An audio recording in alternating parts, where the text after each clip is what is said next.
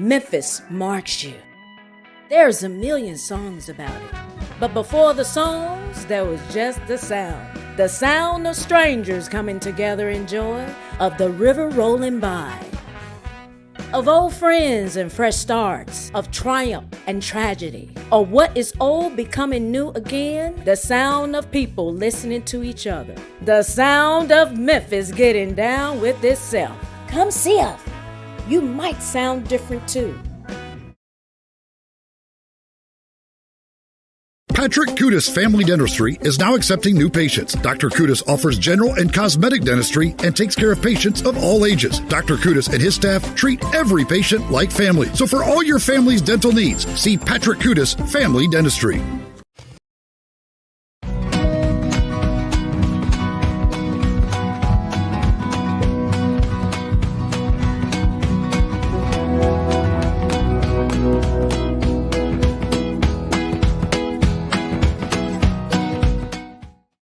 Oxbow is a destination for inspired style, including clothing and accessories with comfort and quality that are well suited for any occasion. Family-owned and operated Brothers Boys Damon and Dylan Waxler are ready to bring you a unique shopping experience this season.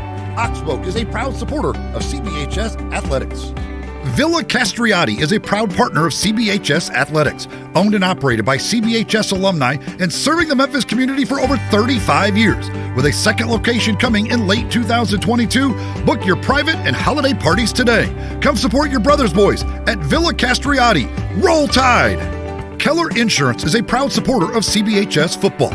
At Keller Insurance, we strive to provide a true concierge client experience that is unique in the insurance industry. Owned and operated by Brothers Boy Robert Keller. Go Brothers! Linkus Construction is proud to support Christian Brothers High School and CBHS Athletics. We hope all of our student athletes have a safe and successful year. Go Brothers!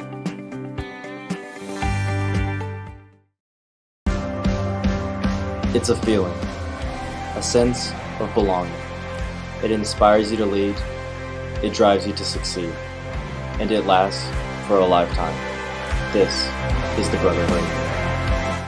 Telluride, bringing your financial future into focus. Contact Owen Key, class of 90 at 901-531-7423 or visit TelluradeAdvisors.com to find a simple path to your secure financial future. Telluride proudly supports Christian Brothers High School football. Absolute Comfort Heating and Air Conditioning services all makes and models. They're a full-service heating and AC company from new construction to changing out your old, inefficient system. They're a proud factory-authorized carrier dealer. Turn to the experts, 901-375-0998. If you own a commercial building and someone tells you you need a new roof, don't do it. Instead, call Joe Stallmaker at 901 Waterproofing and Roof Coatings. Let Joe show you how restoring your existing roof with a quality coating system can save you up to 70%. All roof coating systems come with a 5 to 15-year leak-free warranty, so you get the benefits of a new roof and big savings. Call 901 Waterproofing and Roof Coatings at 287-1923 or visit them at 901waterproofing.com and give your old roof a new life.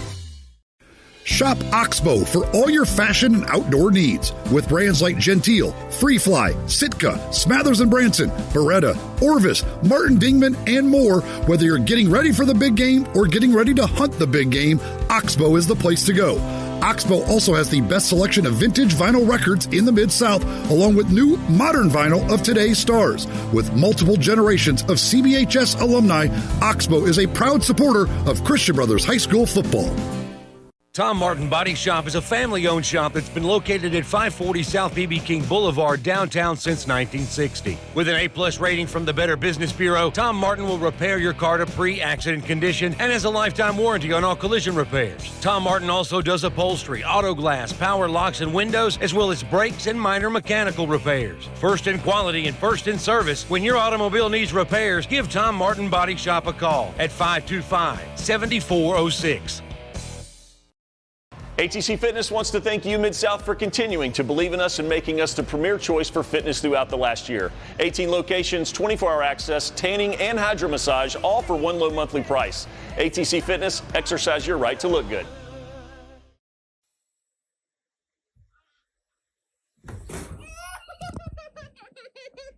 Kids, shoulders, knees and toes. Kids, shoulders, knees and toes, knees and toes. When we're hurt, you know where to go. For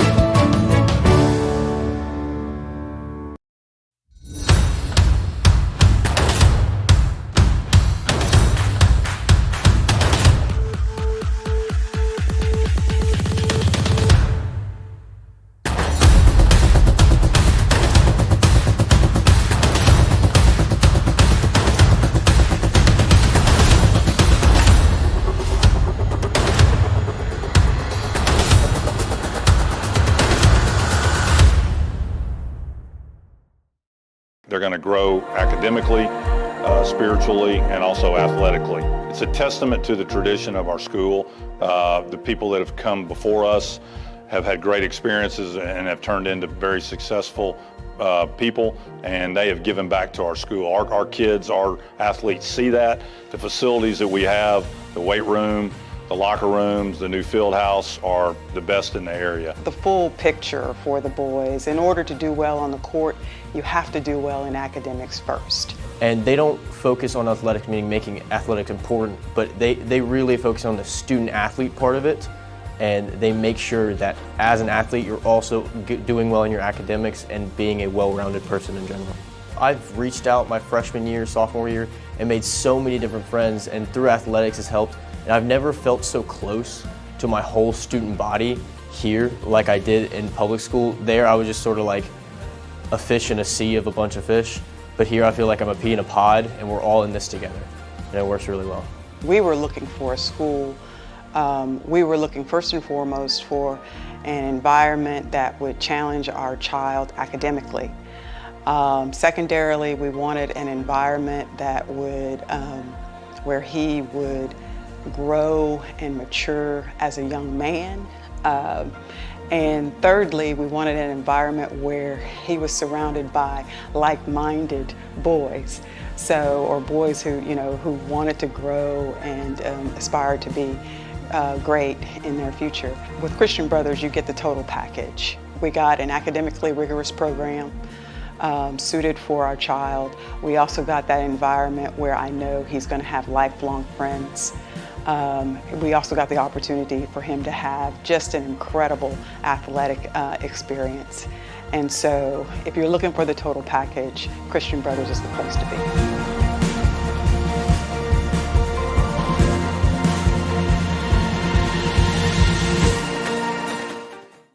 For over 20 years, Landmark Construction and Emergency Services has been helping folks in the Mid-South with full-service water mitigation and restoration services, ranging from small damage to catastrophic loss. Landmark Construction will work with you and your insurance company to restore your home or business back to its pre-loss state as quickly as possible, and they offer 24/7 comprehensive emergency response. Landmark Construction has an A+ rating from the Better Business Bureau, and they are the official water mitigation and restoration contractor of the Memphis Tigers. Call for a free estimate, 901-452-0390.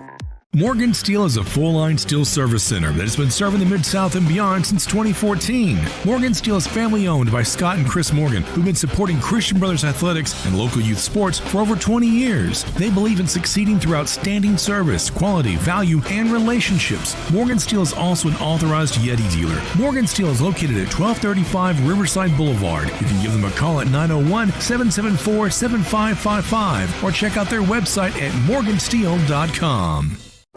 Some investors have time to manage their own portfolios, others don't. That's why Raymond James & Associates offers several types of professionally managed programs designed to meet your needs. Call financial advisor Jonathan Lyons, CBHS class of 1993, of the Lyons Group of Raymond James at 901-818-7609, or visit Jonathan in Memphis on the Ridgeway Loop to discuss professional asset management and other financial management needs. Raymond James & Associates, member New York Stock Exchange, SIPC. Life well planned. CBHS alumni Frank and Larkin Grisanti invite all the Brothers fans to come by Frank Grisanti's at the Embassy Suites before and after the game. Open for lunch and dinner. Frank Grisanti's features outstanding Italian cuisine and a great atmosphere in their new bar and lounge area. Located on Shady Grove, just 5 minutes from Tom Nick Stadium, Frank Grisanti's at the Embassy Suites is the perfect place for pre- or post-game dining or cocktails. Go Brothers! It's a feeling, a sense of belonging. It inspires you to lead, it drives you to succeed, and it lasts for a lifetime. This is the Brotherhood. ATC Fitness wants to thank you, Mid-South, for continuing to believe in us and making us the premier choice for fitness throughout the last year. 18 locations, 24-hour access, tanning, and hydro massage, all for one low monthly price. ATC Fitness, exercise your right to look good.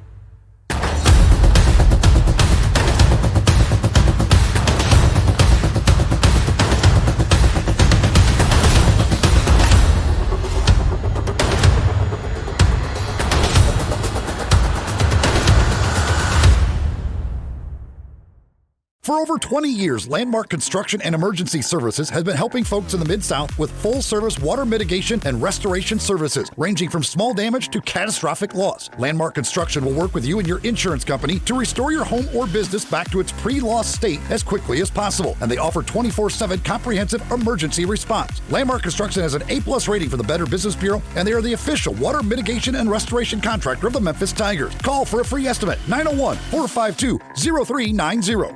Morgan Steele is a full-line steel service center that has been serving the Mid-South and beyond since 2014. Morgan Steele is family-owned by Scott and Chris Morgan, who've been supporting Christian Brothers athletics and local youth sports for over 20 years. They believe in succeeding through outstanding service, quality, value, and relationships. Morgan Steele is also an authorized Yeti dealer. Morgan Steele is located at 1235 Riverside Boulevard. You can give them a call at 901-774-7555 or check out their website at morgansteel.com.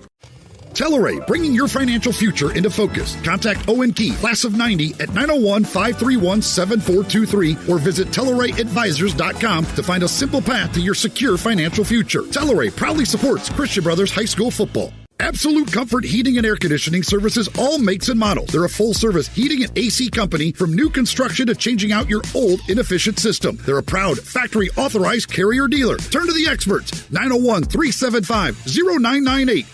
If you own a commercial building and someone tells you you need a new roof, don't do it. Instead, call Joe Stallmaker at 901 Waterproofing and Roof Coatings. Let Joe show you how restoring your existing roof with a quality coating system can save you up to 70%. All roof coating systems come with a 5 to 15-year leak-free warranty, so you get the benefits of a new roof and big savings. Call 901 Waterproofing and Roof Coatings at 287-1923 or visit them at 901waterproofing.com and give your old roof a new life.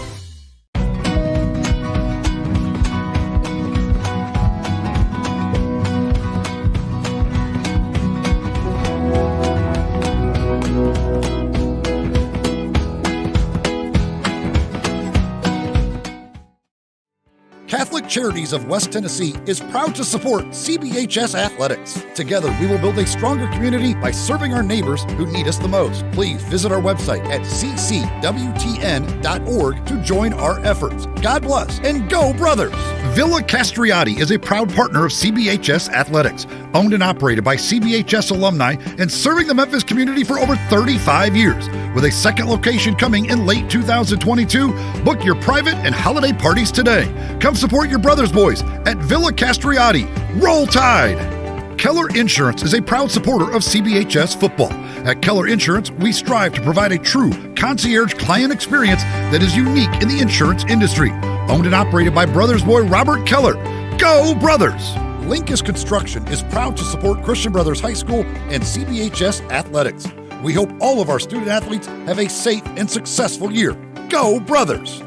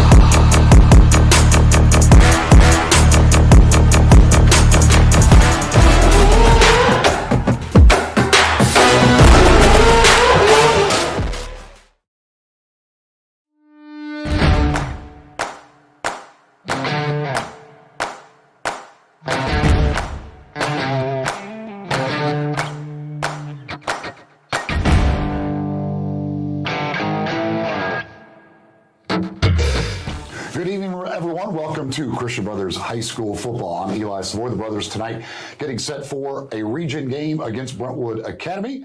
We start each broadcast with a conversation with the head coach, Thomas McDaniel. And Coach, obviously last week, a win over Pure. Didn't get off to the start you wanted, able to get the touchdown right before half, then come out in the second half, get the offense going. And the defense really did its job all night. Talk a little bit about what you guys were able to do last week in getting that win. Feels like forever ago. You know, as I told you leading up to that game, we didn't know much about them. You don't have a lot of information. You know, it's an interesting dynamic where they have a lot of guys that I think maybe are a little older, more mature, and well, it is what it is. It's a win. We didn't play very well early on offense. Played really well on defense. Once we settled down and got used to the option, we knew it was going to take a little time to get used to that. Again, kind of self-destructed, offensively on our own. But as we settled down and got the flow of the game, I was pleased with our offensive balance was good. We had a good mix of run and pass. We're fairly efficient in the passing game. Some things I wish we could have taken back, and I'm sure Jack would say the same thing. But all in all, good win. It's you find ways to get it done one way or another, and we did so, and now we move on. They did have the block punt for their touchdown. Yep. They had another one where they got some real good pressure. Was that an area of concern, or coming out of that obviously you got to shore up? Yeah, I mean, it's something we've had to focus on this week for sure, and had to move a couple people, fix some personnel, get a little bigger in the shield. It's something that we got to address moving forward, and we've done so this week. Hopefully we can get it fixed. You, on the defensive side, mentioned played really well, especially after the first drive of the game. They didn't do much of anything. You're getting guys healthier and healthier, rotating more guys in. Is that a big part of that right now defensively? I mean, it's helping for sure. Again, we're developing more depth. We're getting more confident in what we're doing. I think the kids are understanding what they're doing better, and they're playing with more confidence, playing faster, communicating better. All those things play a factor. So this week you get the difficult task of Brentwood Academy. They're always a great program, and certainly they've had success already this year. They're coming off a loss last week. They got a highly rated quarterback, although he's a young quarterback. As you look at this Brentwood team, what are kind of the things you're looking at, what you guys have to do well? We got to play well. We got to have good third down efficiency on offense. We've got to limit the third down opportunities for them on defense. The more that I've done this, and again, it's my 21st year, and it doesn't feel like it, but it's really more evolved into situational football. Even at this level, it's more like the NFL and college with the teams we play. I mean, situational football is huge, and so we've got to win third down on both sides of the ball. Try to control the clock, keep that quarterback off the field. Don't allow too many plays to be broken down in the pocket. He does a really good job of buying extra time and finding people in scramble situations. He doesn't want to run it, but he's got good pocket composure. And we've got to be precise in our passing game. Jack's going to have to play well. And, we've got to stay balanced on the offensive side. And, they have a lot of guys that play both ways. We don't. Hopefully, our mentality right now is we got to try to take the game into the third and fourth quarter and hopefully wear them down. And if we do so, I think, we've got a good shot. At the end of the day, it's Brentwood Academy. They're a great program. Obviously, a long, history of success, but it's a team I feel like we can play with and compete with, but we've got to do what we're supposed to do and not self-destruct. If you look at last year's game, the final score, you guys actually outgained them in the game, even though the final score wouldn't really have indicated that. Yeah, and I mean, you got to remember too, we still, we were just starting to get Ashton back. Mm-hmm. Patrick Kudis got ejected from the game, which threw a lot of things off, and again, our own worst enemy. We really were, we self-destructed a couple times on defense. 2022. I think we've had a good week of preparation. I think our guys are in a good position. They're confident. Again, continue to get more healthy as we go. And I look for us to go and compete hard tonight. Their quarterback gets a lot of the headlines. One, because how highly rated, but he's also a McIntyre who's got a lot of history in Nashville. Folks here remember Mike McIntyre, who's his uncle. So the offense gets a lot of attention. Their defense, what kind of defense they play? What are you look for out of their defense? Well, they're good. They're good up front. They're pretty big at linebacker, and they're skilled in the secondary. So, again, for us, it's going to be about trying to maintain some balance. Wear them down as the game goes on because they have so many guys that play both ways, and then obviously win a line of scrimmage. But we've got to be, and I think we have been fairly. consistent in the passing game. It's not complicated stuff. We've got to be able to throw the ball on the perimeter, get 4 or 5 yards when they give it to us. If they give us easy completions, we got to take them, and we got to earn them. I mean, it's one thing to throw it out there, but I mean, you got to throw the ball accurately. You got to catch the football. We got to block on the perimeter. We got to do all those things, and that's easier said than done. But again, I feel good about our plan. I think that if we do what we're supposed to, we'll be able to control the clock, move the football, and the best, kind of like Briarcrest, the best defense we can have at times is to keep their offense off the field. So hopefully we can do that, steal some possessions. I don't think it's going to take any kind of miracle, but we got to be aggressive on third down in short yardage situations where the ball gets in certain positions on the field. We got to take, I'd say chances, but we've got to be smart. But we've got to steal some, extra possessions where we can, and we've got a plan to do so. All right, Coach. Thank you. Best of luck. That's head coach Thomas McDaniel. The Lilly Company pregame show continues next. The opening kickoff is upcoming. It's Christian Brothers and Brentwood. We've got all the action coming up.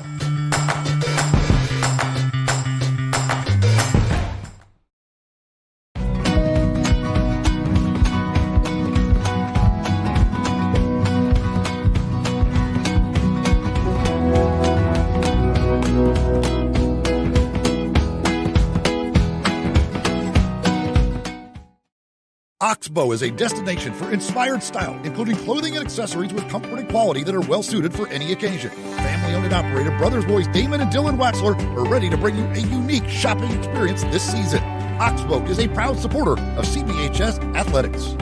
Villa Castriati is a proud partner of CBHS Athletics, owned and operated by CBHS alumni and serving the Memphis community for over 35 years. With a second location coming in late 2022, book your private and holiday parties today. Come support your Brothers Boys at Villa Castriati. Roll Tide! Keller Insurance is a proud supporter of CBHS football. At Keller Insurance, we strive to provide a true concierge client experience that is unique in the insurance industry. Owned and operated by Brothers boy Robert Keller. Go Brothers! Linkus Construction is proud to support Christian Brothers High School and CBHS Athletics. We hope all of our student athletes have a safe and successful year. Go Brothers!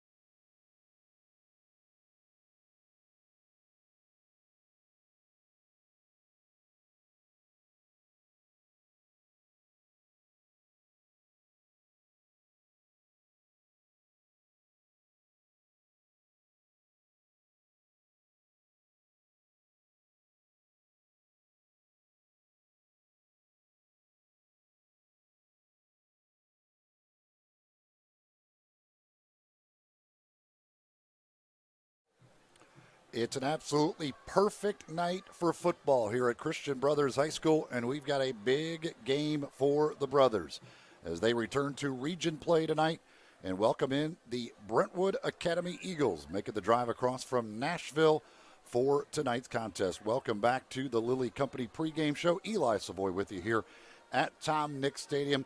About 70 degrees here as we get ready to kick this one off in just a little bit. The captains out at midfield meeting with referee Scott Hopper tonight as the Brothers in the purple, the Eagles in the white, getting set to do battle in this one. And the Brothers won the coin toss. They defer. Brentwood will get the football first in this one. Brentwood comes in at 4-2 on the year. The Eagles coming off a loss last week against MBA. MBA, of course, a part of Division II AAA, but that is not a region game. That was a non-region contest. They lost last week 35-21. That ended a four-game winning streak for Brentwood after they opened the season traveling down to Georgia and losing a game to Eagle Landing Christian. They then picked up wins over CPA, Briarcrest, Whitehaven, and St. Benedict. This is their third trip to Memphis in the last 4 weeks. They played at Whitehaven, then at St. Benedict, and now back here to take on the Brothers. This one of the perennial powers in Division II AAA. They won 4 straight state titles from 2015 through 2018 in the new setup of the division. Of course, they are the 2-year cycle. Last year, the Brothers traveled up to Brentwood Academy and lost in that one by a final score of 25-7, although they did outgain the Eagles in that game. Christian Brothers, same overall record, 4-2. They are 1-1 in region play, while Brentwood comes in at 2-0 in region play. So a huge game tonight for the Brothers as they welcome the Eagles here into town. Good to have you with us. Should be a fun one. Brothers have been really good on the home field so far this year and trying to keep that up tonight. As a matter of fact, they have yet to allow an offensive touchdown here at home, pitching 2 shutouts, and then last week gave up 7 points, but that was on a blocked punt for a touchdown by Pure Academy. So no offensive touchdowns allowed by the Brothers here at home this year. The Brothers will tee it up and kick it away. As we wrap up the Lilly Company pregame show, it's a Campbell Clinic kickoff by Freddie Dean to get us underway here at Tom Nick Stadium. Again, just a perfect night for football action here this evening in Memphis. Dean approaches the Campbell Clinic kickoff, a little short pooch kick, and it's bobbled on the ground. And did the Brothers get it? It looked like the Brothers got it, but they did not. Brentwood comes away with the football. Boy, it was dropped there for a moment, and it looked like the Brothers might have gotten a break right away, but could not come up with the loose ball. So it'll be Brentwood football at the 43-yard line. Ooh, that would have been a massive play to get things underway here on special teams. Brentwood's quarterback is a name that folks may recognize, George McIntyre, the former Vanderbilt head coach, George McIntyre. This is his grandson. Folks here in the Memphis area remember Mike McIntyre, who was the defensive coordinator last year at the University of Memphis. It is his nephew, and he's only a sophomore, but he's a good one. He steps up here and throws that one on a line and completes it down to the Christian Brothers 34-yard line. Just a sophomore, goes 6'5", ranked as the number 2 quarterback in the class of 25 by 24/7 Sports. So he is very highly thought of. He is a good one. Already got a lot of big-time offers. Quick throw this time. It's complete to the far sideline. And that's going to be a short gain on that one. Pass caught by Meyer Pereira that time. McIntyre has offers from Tennessee, among many others. He's got offers to play basketball at the next level. And again, he's only a sophomore. This is a handoff. This is their outstanding running back, Deuce Scott. 12 touchdowns on the year for Scott. He'll see the majority of the action in the backfield, number 40, as he's tackled there by A.J. Jones at the bottom of that pile. Going to bring 3rd down and 9 now. No huddle offense And they empty the backfield here. 4 receivers to the right, which is the short side of the field. McIntyre gets great protection. Nowhere to go. Now he's just going to have to throw it away. So a good job there defensively by the Purple Wave after the big gain on the first play of the drive, as they end up getting stops here and force a 4th down and 9 now inside the 35-yard line. We'll see what head coach Cody White wants to do, and it looks like he will go for it. Ball at the 33. 4th down and 9 for Brentwood Academy. McIntyre gets a good block from Scott. Now rolling out, trying to find somebody. Throws to the sideline. Broken up by Jackson Hammond. Nice job there by Hammond on a pass intended for Kaysen Kalmus. And the Brothers get a stop on 4th down, and they'll take over here for their first possession of the game. Almost had the turnover on the kickoff. Didn't get it.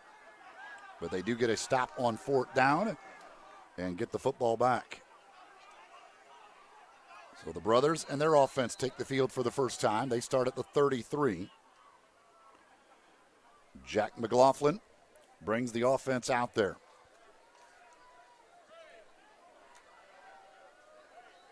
And he'll start with 3 receivers to the right side. Tristan Taylor in the backfield, and it's Taylor up the gut. Tackled by middle linebacker A.J. Barbat. That's a gain of 3.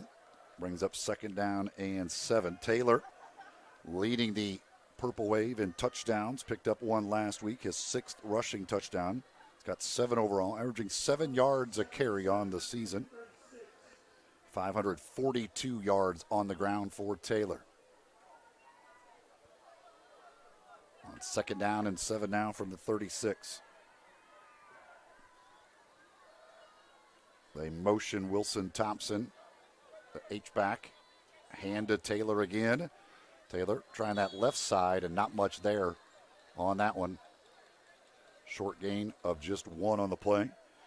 Peter Husband, the nose guard, there for the stop for the Eagles. Just underway here from Tom Nix Stadium, and the Brothers, after getting a stop on a 4th down play, with their opening drive of the game, facing 3rd down and 6 yards to go, looking for their first down.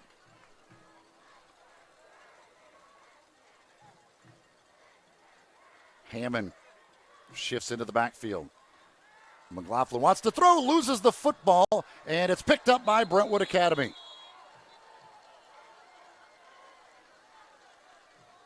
So the first turnover of the game is a McLaughlin fumble recovered by Brentwood at the 30-yard line of the Brothers. So great field position here after the turnover. Pressure came, and it was knocked away from McLaughlin and recovered by the Eagles. It's a great field position now. This is a offense that could put up some points. You don't want to give them great field position like this. The first loss of the year was a 50-49 loss. We got a timeout on the field now. Timeout taken here. 8:59 to go first quarter after the turnover. The Brothers defense going to be challenged here to try and stop Brentwood. You're watching Christian Brothers High School football. Memphis marks you. There's a million songs about it. But before the songs, there was just the sound. The sound of strangers coming together in joy, of the river rolling by. Of old friends and fresh starts, of triumph and tragedy, or what is old becoming new again, the sound of people listening to each other, the sound of Memphis getting down with itself. Come see us. You might sound different too. I'm Kenny Myers from the class of 1980. Matt Garibaldi, class of 1999. We're from Red River Auto Group, a division of Memphis-based Dobbs Automotive. Red River and Dobbs are proud sponsors of Christian Brothers football. And have been for the last 25 years. We deliver cars to Memphis every day and take care of our customers. Give Kenny a call, work with us, and we'll punch it across the goal line. George McIntyre back to work with the Brentwood offense after the fumble by McLaughlin. Little end-around action here and a big hole. That's going to be a first down and more inside the 20, inside the 15-yard line. Number 21, Jared Glatzer, on the carry. Picks up a first down at the 15. And again, Glatzer. This time he is wrapped up at the line of scrimmage. Good job there defensively. That's A.J. Jones, the linebacker, senior, on the stop.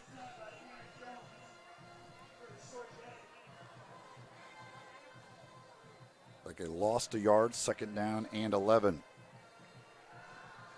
McIntyre back to throw, faces some pressure over the middle, and a few defenders in the area. It's broken up by Josh Thurman. You had Beard there in the area as well defensively for the Brothers. And only one white jersey. Ball knocked down by Thurman, and it brings up third down and 11 now.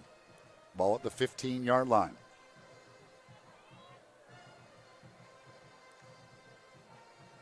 McIntyre fakes the give, wants to throw. Has time, now rolls, throws, and that one was almost intercepted. So the Brothers' defense doing a great job so far as once again they were there. That was Charlie Harrell who came streaking in on that one and almost had the pick. Harrell with 3 picks on the year leads the Brothers. And so despite the short field, Brothers' defense able to stiffen up, and now they'll force a field goal attempt here by Brentwood. This will be a 32-yard attempt. George Laster will be the kicker. Trying to get Brentwood on the board first. Snap is down, the kick is up, and the kick is good. So 32 yards on the field goal by Laster. And Brentwood cashes in on the turnover, but it's only 3 points. Giving this offense the football at your own 30-yard line, you'll take getting out of there with just 3 points allowed. So the defense did its job. Now the offense will get to go back to work. They fumbled on a third down play the first time they had it, as McLaughlin was hit in the backfield and coughed it up. Jackson Hammond, Whit Collard back deep to receive the kickoff. Now doing the kickoffs is London Baronis. He's just a sophomore. He is the son of the former NFL kicker, former Titans kicker, Rob Baronis, the late Rob Baronis, who was tragically killed in a car crash. But Baronis does the kickoff and punting. He's got a big leg. Laster does the field goal kicking. And this one booted by the left-footed kicker almost out of the back of the end zone on the fly. So that shows that big leg that he has. Baronis' grandfather is Terry Bradshaw.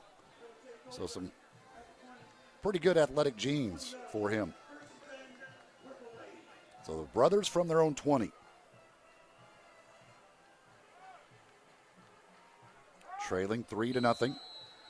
So that's the first, by the way, those 3 points, that's the first offensive points allowed here at home this year. Still no touchdowns allowed here at home by the Brothers defense. Only touchdown came on the block punt. Quick throw here near side. It's complete to Spain.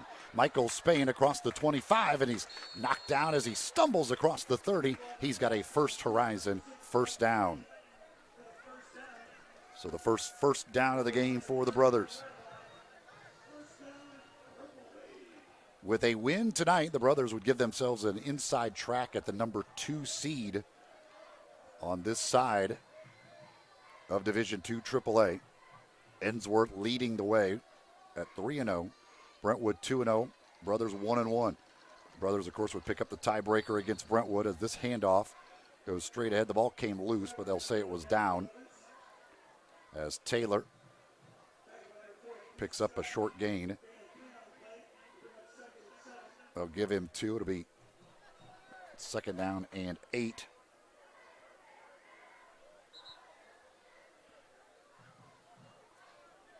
Brothers with a bye week next week. You'd love to go into that bye week after a huge win.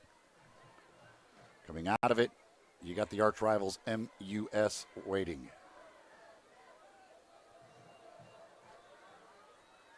On 2nd down and 8. McLaughlin fakes the handoff, throws over the middle, looking for Hall. He's got it. Nice catch there despite some good coverage. Hall picks up the first down right at the midfield stripe. It's a First Horizon first down as he was working against Colby Harmon. So back-to-back First Horizon first downs for the Brothers offense here.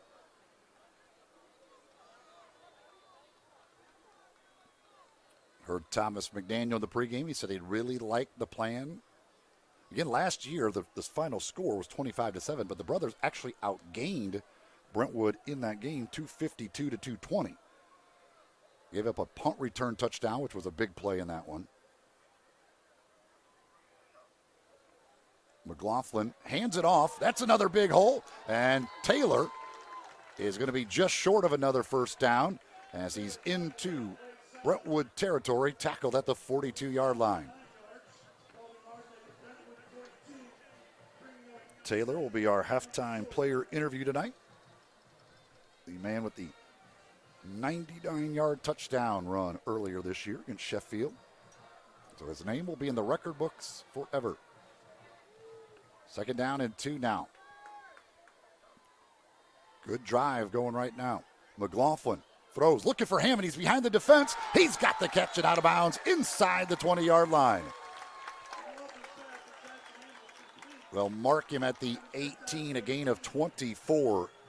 And for the first time tonight, the Brothers on that First Horizon first down move into the Red River Auto Group red zone.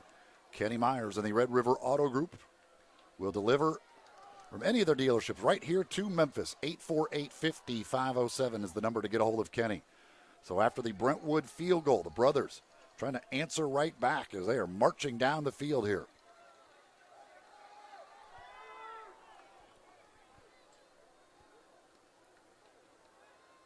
McLaughlin will hand to Taylor. Taylor tries the middle. Taken down by Davis Green.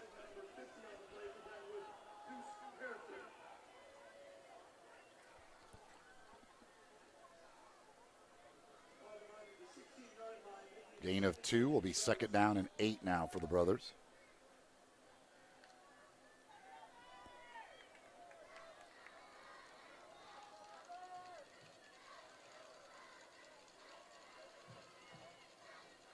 McLaughlin rolls, throws, has a man, it's complete. And that's going to be down to the 6-yard line. That's going to be 1st and goal. Ryan Hall took a hit right as he made the catch, but he holds on. First down, First Horizon first down, 1st and goal for the Brothers. Gain of 10 on the completion.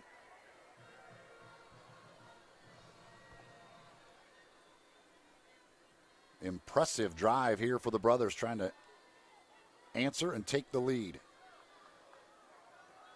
Taylor stands to the right of McLaughlin with 3 receivers to the left. McLaughlin keeps it himself, puts the head down, and he's fighting for more yards, and he's pushed back after he gets to about the 3-yard line. Good, strong run there by the quarterback, Richard Griffin, one of the linebackers on the stop for Brentwood.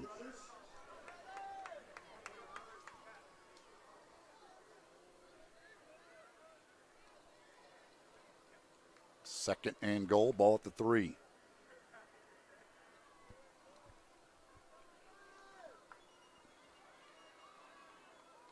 McLaughlin wanting to get Hammond to the other side. Now decides, no, you can stay there. Now he sends him in motion across the formation. McLaughlin rolls left, now comes back to the right, takes a hit, loses the football, and it's going to be recovered by Brentwood again. Oh, man. A costly turnover there, McLaughlin, with the second fumble of the night. They wanted to run a quick pass, I think, to the left. It wasn't there, and he came back, tried to make something happen to the right, and took a big hit from behind. Thomas McDaniel talking with him on the sideline. I think there was a lot of confusion on that play there with that situation with Hammond before the play. So the Brothers get no points out of an impressive drive. Instead, it's the second turnover of the night and Brentwood has the football. Ball at the 10-yard line.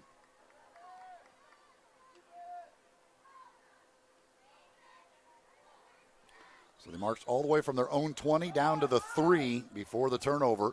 And now Brentwood starts with a handoff to Scott. And Scott picks up a couple.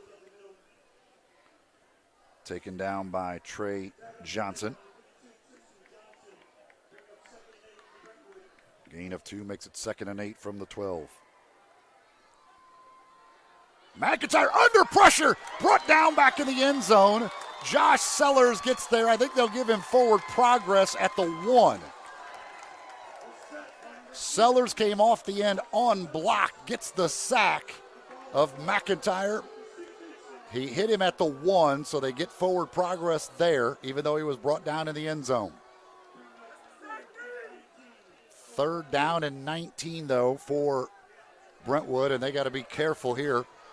McIntyre standing midway through his own end zone to take the snap. They're just going to try and get some breathing room on a handoff to Scott. He'll get him out across the 5. That's where they'll be. They'll put him right at the 5, and that's where the punt unit will come onto the field. So that'll put the punter, Baronis, standing in his own end zone. So again, a good job by the defense.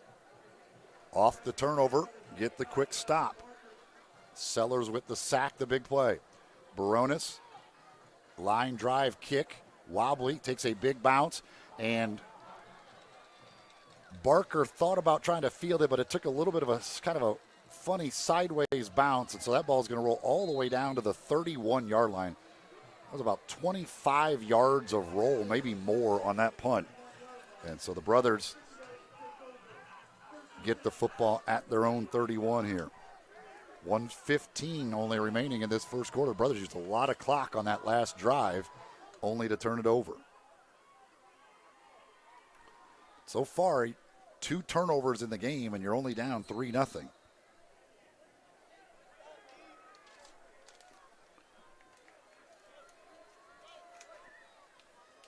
McLaughlin, quick throw. It is complete, but it's going to be a loss of maybe a yard as the catch was made by Jackson Hammond.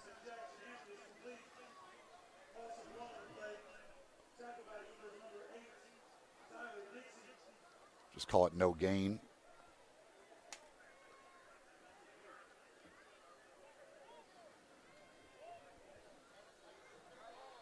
So 2nd down. Lost about a half a yard on that. We'll call it 2nd down and 10. Final 40 seconds here of the first quarter. McLaughlin back to throw, looking over the middle. Has a man complete. Ryan Hall gives ground, and he may have given up the first down. Let's see. Looks like they will give him the first down. He had it, then he lost it, and he still gets it again, as that's a First Horizon first down at the 43-yard line. Gain of 12 on the completion to Hall, and that looks like the Brothers probably will get one more playoff here. Hall came in with 12 catches on the year, 143 yards, couple of touchdowns. Couple of catches, big catches already here tonight on 1st and 10 from their own 43. They will not snap it, I don't think. They're going to let this first quarter run out. Yes, they will. They will let the first quarter run out. So 1 quarter in the books here on a beautiful night at Tom Nick Stadium. The Brothers with the football, trailing 3-0 here to Brentwood Academy. You're watching Christian Brothers High School football.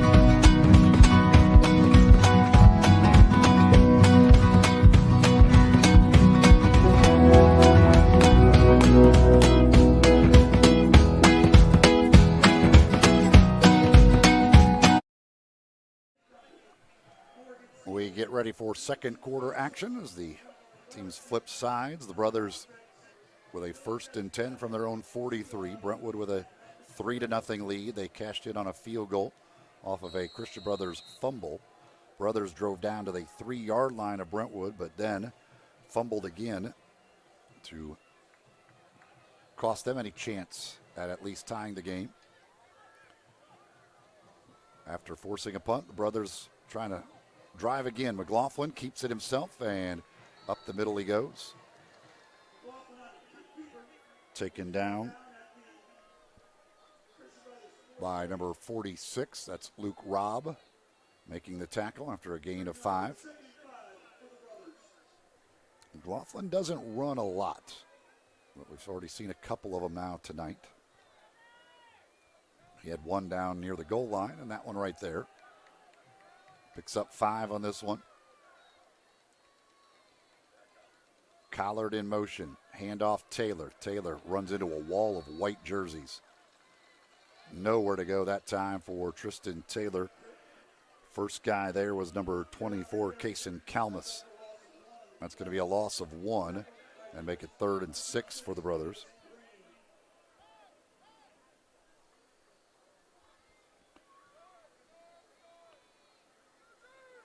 That punt by Brentwood and Baronis out of his own end zone.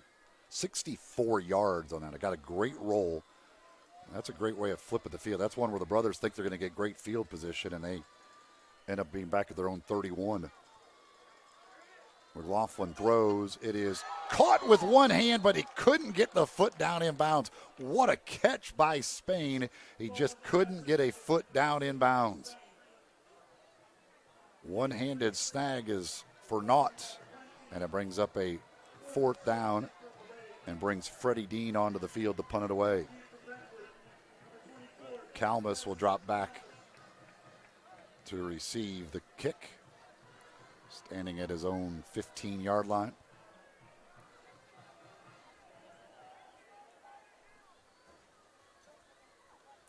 Now, they had a punt block last week, and there's one blocked again, and this one's going to go for 6. Boy, talked about it with Thomas McDaniel in the pregame. They said they had to work on it all week long, made sure they had it secure, and they did not. It's another block punt. It's picked up by number 89, Griffin Kropp, and returned for the touchdown. My, oh my. You knew Brentwood, after watching the film of last week, was going to be coming at it, because not only was there one blocked last week, there was another one where Pure got a lot of pressure on it. And now we got a little swinging gate action here, and now they'll take the offense off, and the special teams unit will come out. It was about 41 yards, I believe, on that return. And now the point after attempt is on its way, and it is good as George Laster bangs that one through.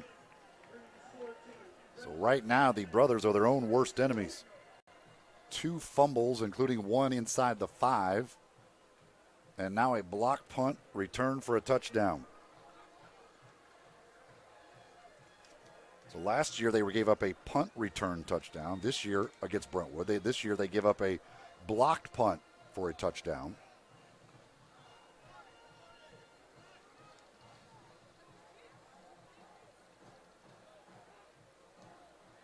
And if you just look at offense versus defense, the Brothers have outplayed Brentwood.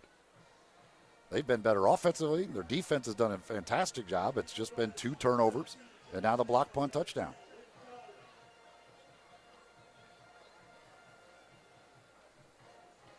This game could easily be 7-0 Brothers at this point.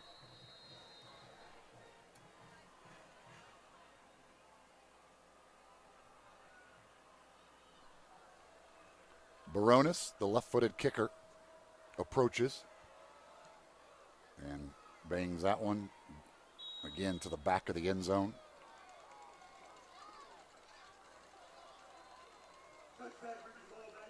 When you consider they got McIntyre, the quarterback, a sophomore, Baronis, the kicker, who's a sophomore, pretty good sophomore class that they've got at Brentwood.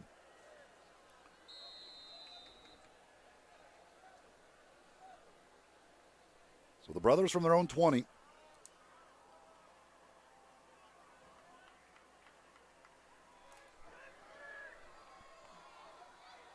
Starting with 10:28 to go here, second quarter.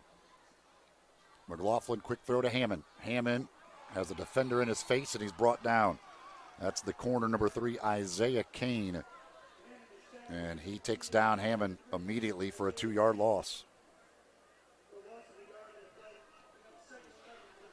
Second down and 12 for the Brothers. As Kane was all over that one. That's one of those, if Hammond could make him miss with his speed, he could be gone down that sideline. But Kane with a good job coming up and making the sure tackle. So a loss on first down, second down and 12. Throw is complete to Hall. He's able to hold on despite the defender Harmon hanging on to him and the football just about. That'll be a gain out to the 26-yard line. That's a pickup of 8. So big third down right here. 3rd and 4.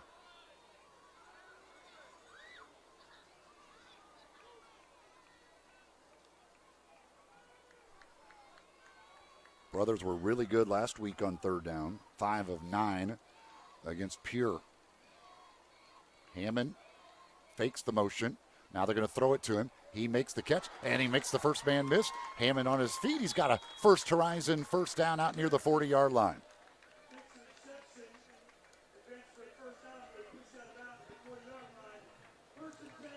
So a nice gain there of 14 yards on third down.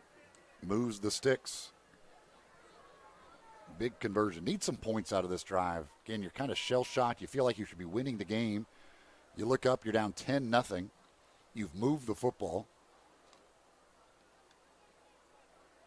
Need to go get some points.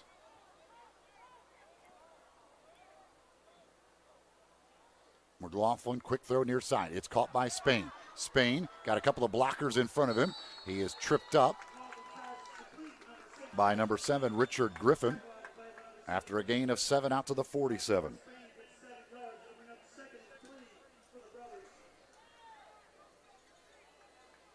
So a lot of quick throws here. The 2 fumbles have come when McLaughlin has held the football and been hit. Trying to get the ball out of his hands quickly.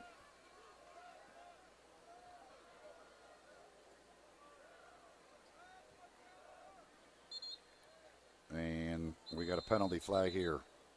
Going to be a false start that'll back the Brothers up. So that's, boy, you hate that on second down and 3.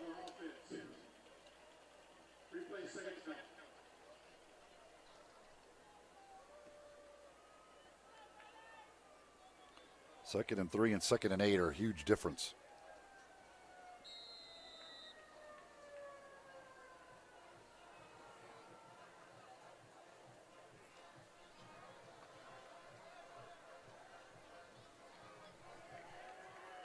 Wilson Thompson lines up as one of 3 receivers to the right. Taylor's in motion.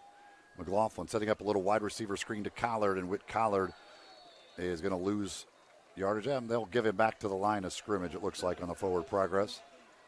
Deuce Scott on the stop. One thing about this Brentwood team, you got a lot of guys playing both ways.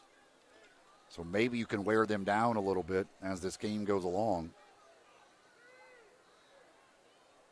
One of the things Thomas McDaniel talked about in the pregame, but you got to make sure you're hanging around. You can't let them get too far ahead, and these costly mistakes early have put them down 10-0.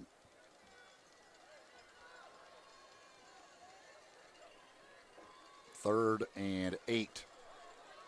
Lobbing it up for Taylor, and he can't hold it down the sideline. He was covered by Scott.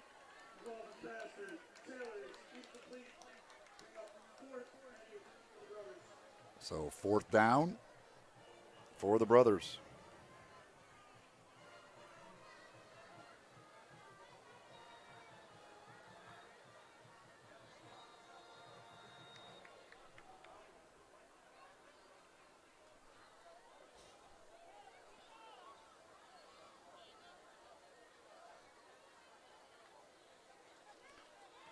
And boy, pressure again. He's able to get this one away.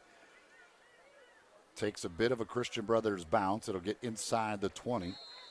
It'll be down at about the 17-yard line. Boy, oh boy, again, Dean is kicking that football with guys right there around him.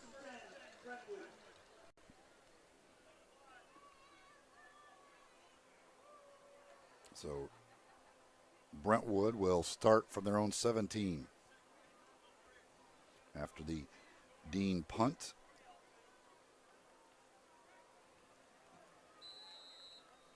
It's a 41-yard kick.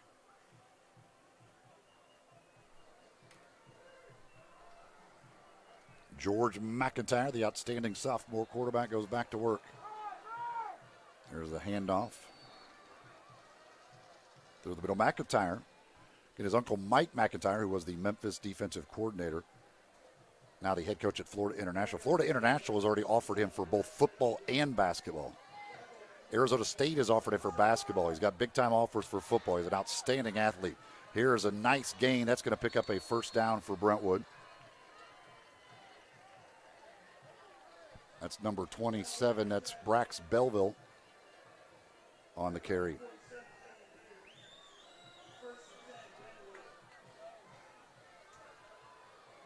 Ball out to the 34. Quick throw near side, complete. Nothing there for Meyer Pereira.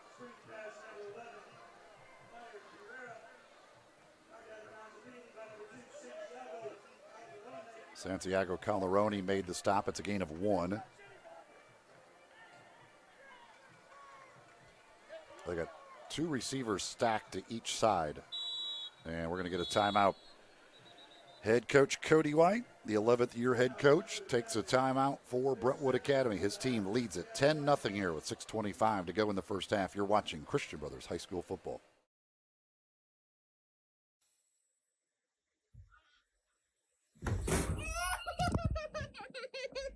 Kids, shoulders, knees and toes. Kids, shoulders, knees and toes. When we're hurt, you won't know where to go. For kids, shoulders, knees and toes.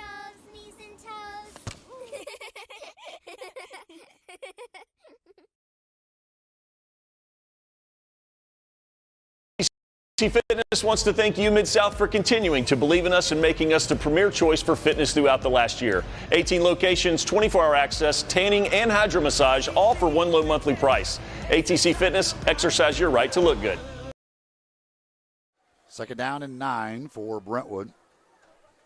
They lead it 10-0 here midway through the second quarter. Christian Brothers has shot themselves in the foot with 2 fumbles and a block punt that was returned for a touchdown. George McIntyre, the quarterback, threw his first interception of the year last week against MBA. He drops it off underneath here, and that's going to be a good gain. That's number 3, Isaiah Kane, and he's out to midfield. That's a gain of 15 and another Brentwood first down. Kane, who made the nice stop defensively on the last possession against Jackson Hammond, on the reception here, picks up the first down.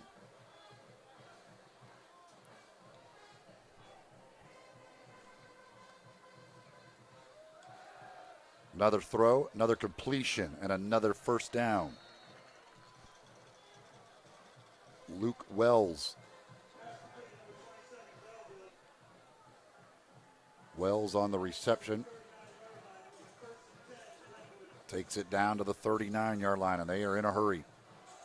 Handoff in the backfield goes to number 27. That's Belleville. Belleville inside the 35.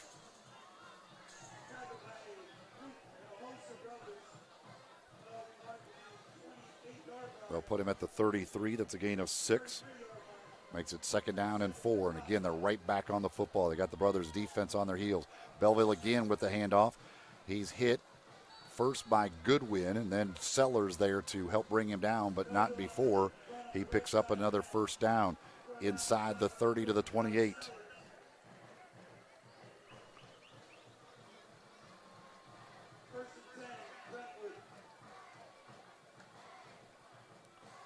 Fake handoff rather. McIntyre on the run, being chased by Watkins. He throws it deep. His receiver was already out of bounds. Good pressure by Henry Watkins. We do have a penalty flag in the middle of the field.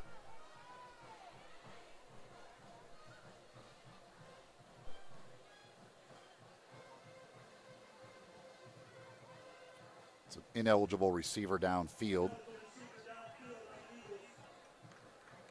So this will back him up 5.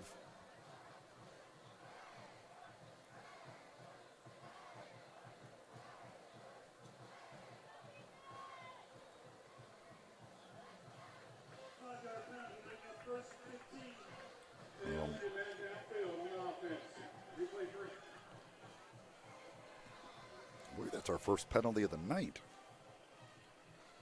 Scott Hopper is our referee. First down and 15 now. Ball back at the 33-yard line. Well, that snap almost got through the hands of McIntyre. Hands it off to Scott.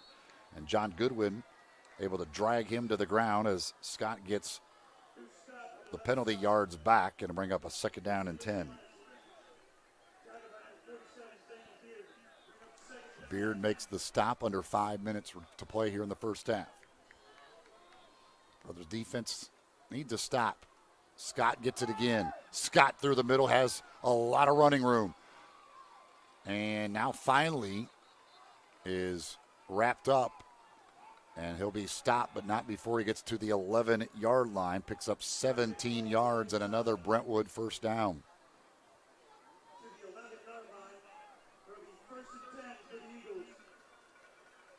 Eagles threatening to add more here to this 10-0 lead. It's Scott again. And Zane Beard drops him at about the 7. Scott's a load to bring down.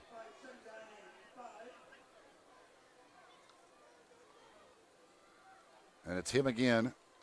This time down to the 5-yard line. Goodwin. Sellers in there on the stop.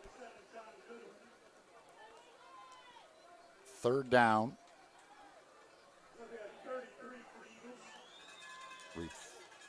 Third and 4. They can get a first down without getting the touchdown. And there's a nice stop on the play. Ethan Johnson, the sophomore, coming up to make the stop at the 5-yard line, and they're going to send the field goal unit onto the field here. So again, the defense is doing its job. They still have not allowed an offensive touchdown here at home this season. George Laster in to attempt another field goal. Had a 32-yarder earlier. This from the right hash. Ty Brinkman is the holder.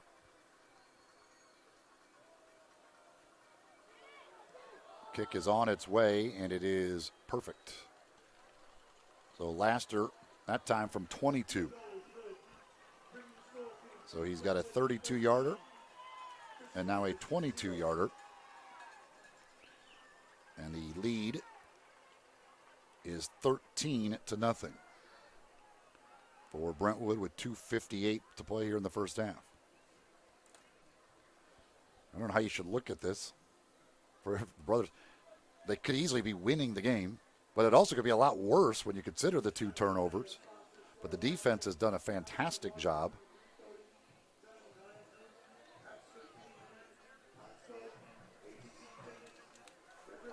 And the Brothers do get the football to start the second half. So if you could go down, get some points here, you got a chance to double up to start the third quarter.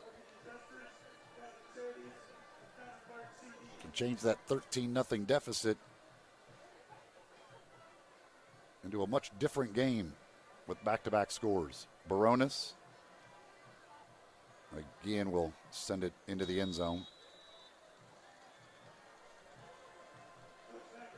And the Brothers will have it at the 20. And you can pretty much book it. You're going to have it at the 20 when he's kicking off.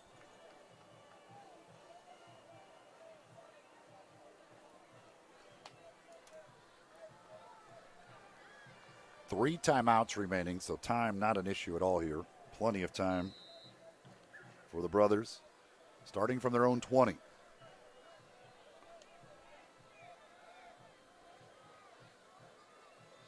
McLaughlin with the handoff. Taylor tries the middle, picks up a yard, maybe 2.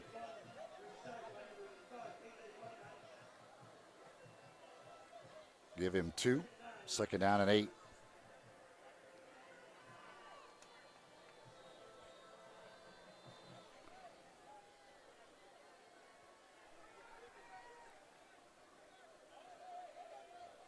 Really, the key in this, you got to pick up that first down, because what you can't do is give them the football back with a bunch of time remaining.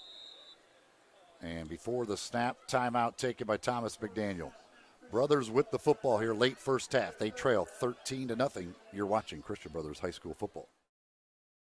Linkus Construction is proud to support Christian Brothers High School and CBHS athletics. We hope all of our student athletes have a safe and successful year. Go Brothers! Tom Martin Body Shop is a family-owned shop that's been located at 540 South B.B. King Boulevard, downtown since 1960. With an A+ rating from the Better Business Bureau, Tom Martin will repair your car to pre-accident condition and has a lifetime warranty on all collision repairs. Tom Martin also does upholstery, auto glass, power locks, and windows, as well as brakes and minor mechanical repairs. First in quality and first in service. When your automobile needs repairs, give Tom Martin Body Shop a call at 525-7406. Oxbow is a destination for inspired style, including clothing and accessories with comfort and quality that are well suited for any occasion. Family owned and operated Brothers Boys Damon and Dylan Waxler are ready to bring you a unique shopping experience this season. Oxbow is a proud supporter of CBHS athletics. Brothers with the football, trailing 13-0. 2:25 here to go, second quarter. Trying to get some points before the half. Hard count draws Brentwood offside, so they'll get a free 5 yards here. 2nd and 8 will become 2nd and 3.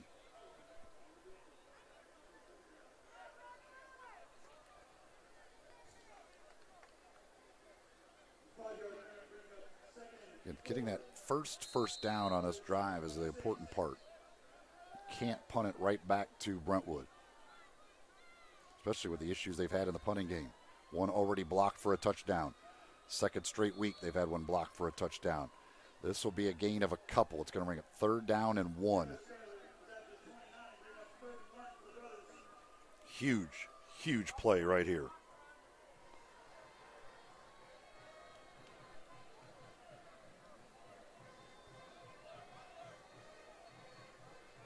What does Thomas McDaniel dial up on a big 3rd and 1? We are going to go with a tight formation here. McLaughlin under center. Now they motion Taylor. Hammond going to take it on the end around jet sweep. Can he get to the corner? He cannot.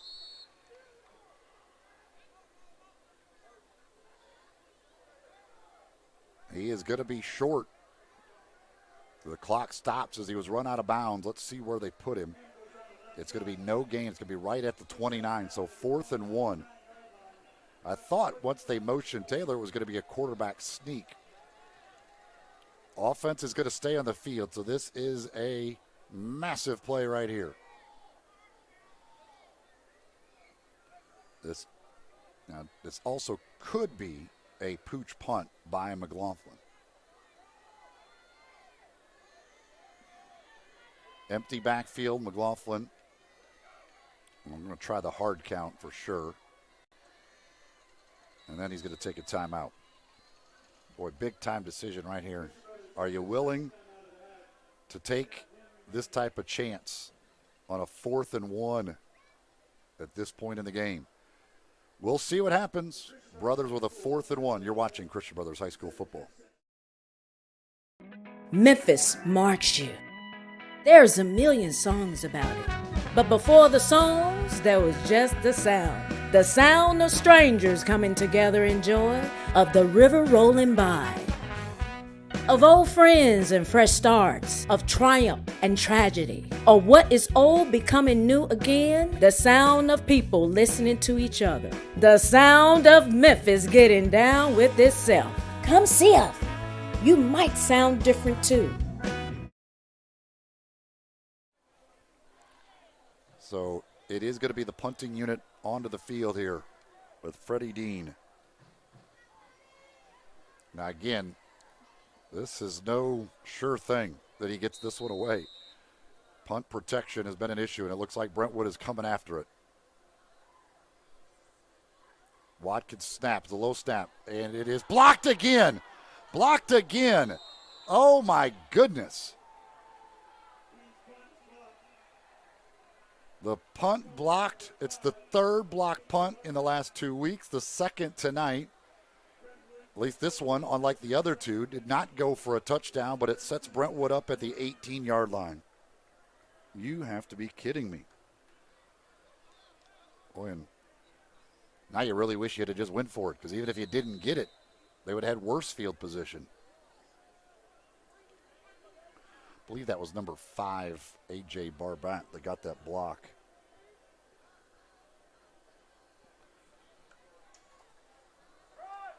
Here's a handoff to Scott. Scott gets outside. He's able to get out of bounds. So that broken tackle there at the line was huge because it lets him get out of bounds. They've got one timeout remaining, so at this field position, they've got plenty of time as Scott takes it down to the 12-yard line.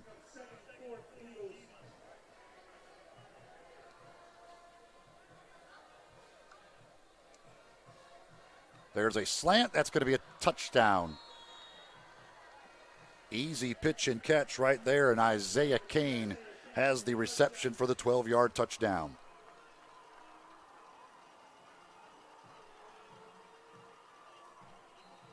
So that is the first offensive touchdown allowed by the Brothers defense here at home this season. The 12-yard strike. McIntyre to Kane.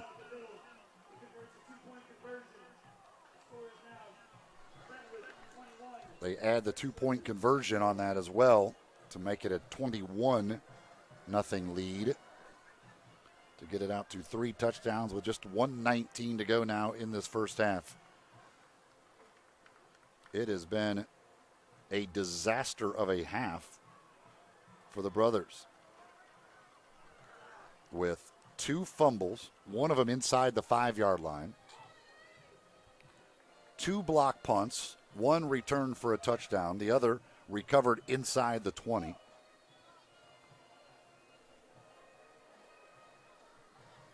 And they trail at 21-0, just a self-destructing first half. Brentwood's way too good to afford to make these types of mistakes against them.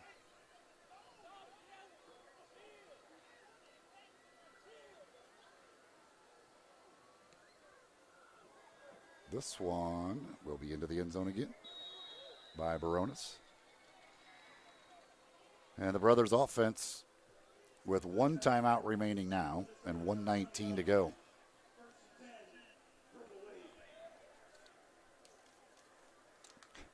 You're really in a weird situation. You're almost to the point where you can't afford to send your punt team out there. In the second half of this game, now you're going to be in a big deficit. You may have to go for it anyway, but you've had 2 block punts, 3 in 2 weeks, and you had another punt where there was big-time pressure, and there was the same thing last week. The ones they didn't block, they still pressured. Now our referee, Scott Hopper, is over talking to Athletic Director Mike Kelly. I'm not sure if there's something wrong with the scoreboard. They're looking at the scoreboard. The clock operator is there as well.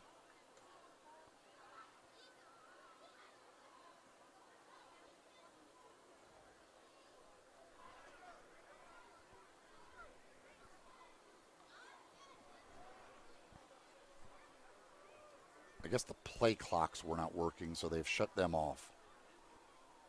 And the play clock will be kept by the back judge down on the field.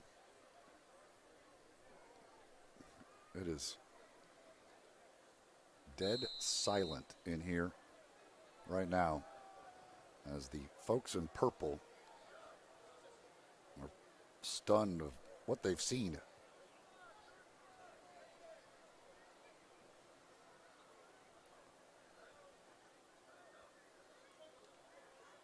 Here's a throw outside. It's caught, and they're going to call it a fumble. Yes, they are. They're going to call it a catch and a fumble, and that one's going to be returned for a touchdown.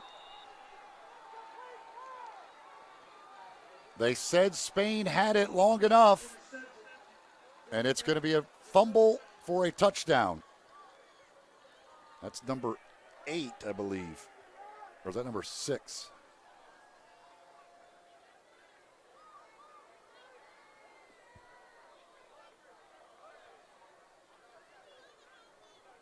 Oh, my goodness.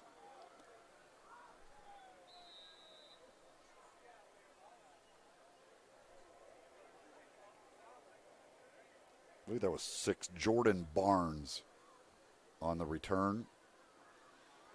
And it was silent and somehow got more silent in here. 28-0 after the last extra point.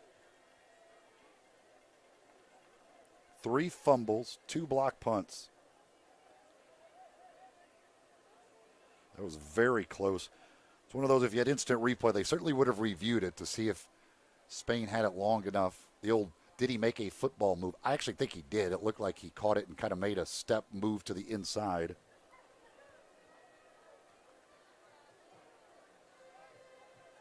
It's about 20 yards on the return.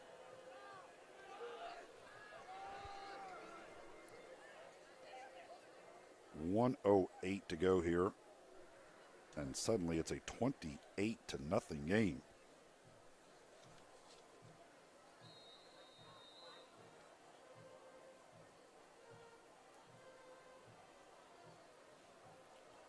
So that is a 25-point second quarter by Brentwood. As Baronis boots it out of the back of the end zone again.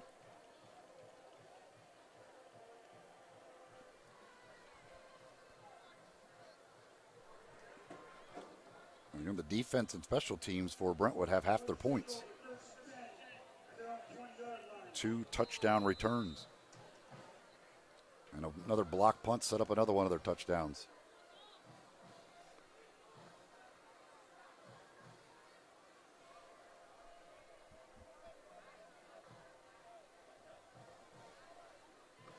Handoff. Gain of 4 there for Taylor. Again, Tristan Taylor, he'll be the player interview coming up at halftime during our Morgan Steele halftime show.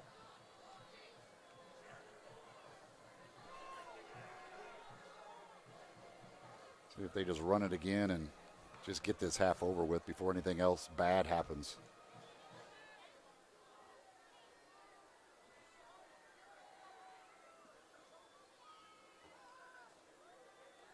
This throw is complete again to Spain, and he is spun down. And timeout is taken. So they'll stop the clock with 23 seconds to go. It's going to be 3rd down and 2. So that's a Brentwood timeout. Now that's their last timeout. They're thinking, if we could force them to punt again,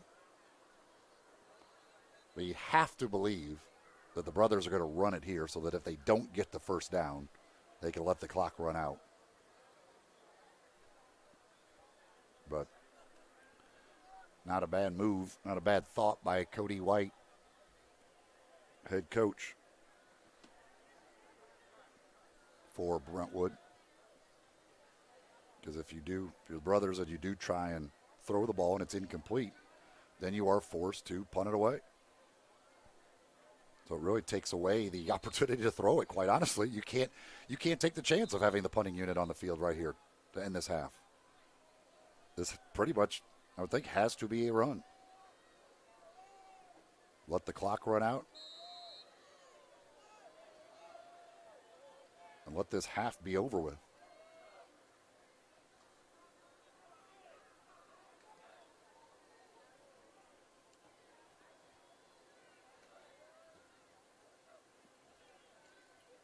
They are going to throw. It's knocked incomplete. So now here you go.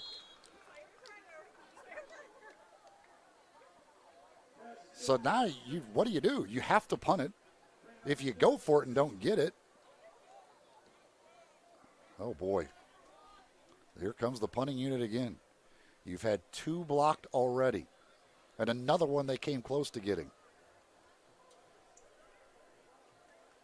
Watkins to snap.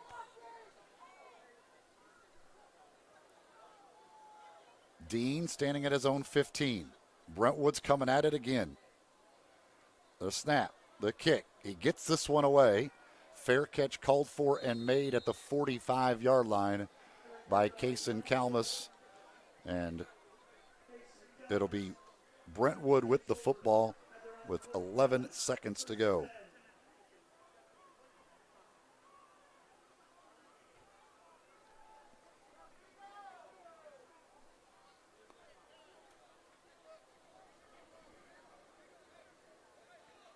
And there was a penalty.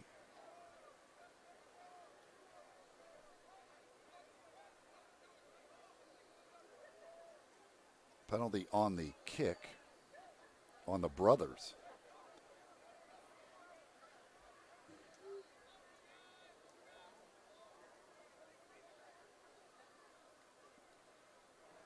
I am assuming that Brentwood did not have the opportunity to. Oh, they're going to do a free kick. That's what they're doing. There's not a penalty. Okay. So they're going to try and let Baronis, after a fair catch, you've got the option to try a free kick here. So Baronis, with his strong leg, is going to try and kick a field goal here of 65 yards. He gets to put it on a tee with no rush.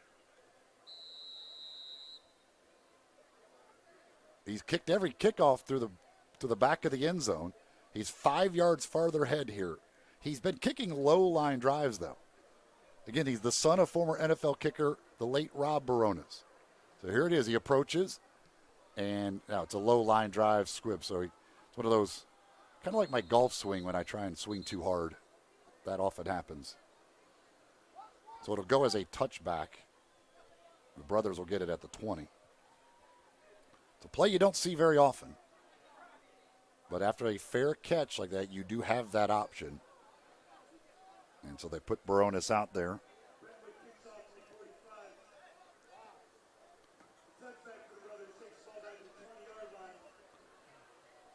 And there are fans here that are completely confused as to what that play was. Again, it's one you don't see very often. I've seen it a time or two in the NFL.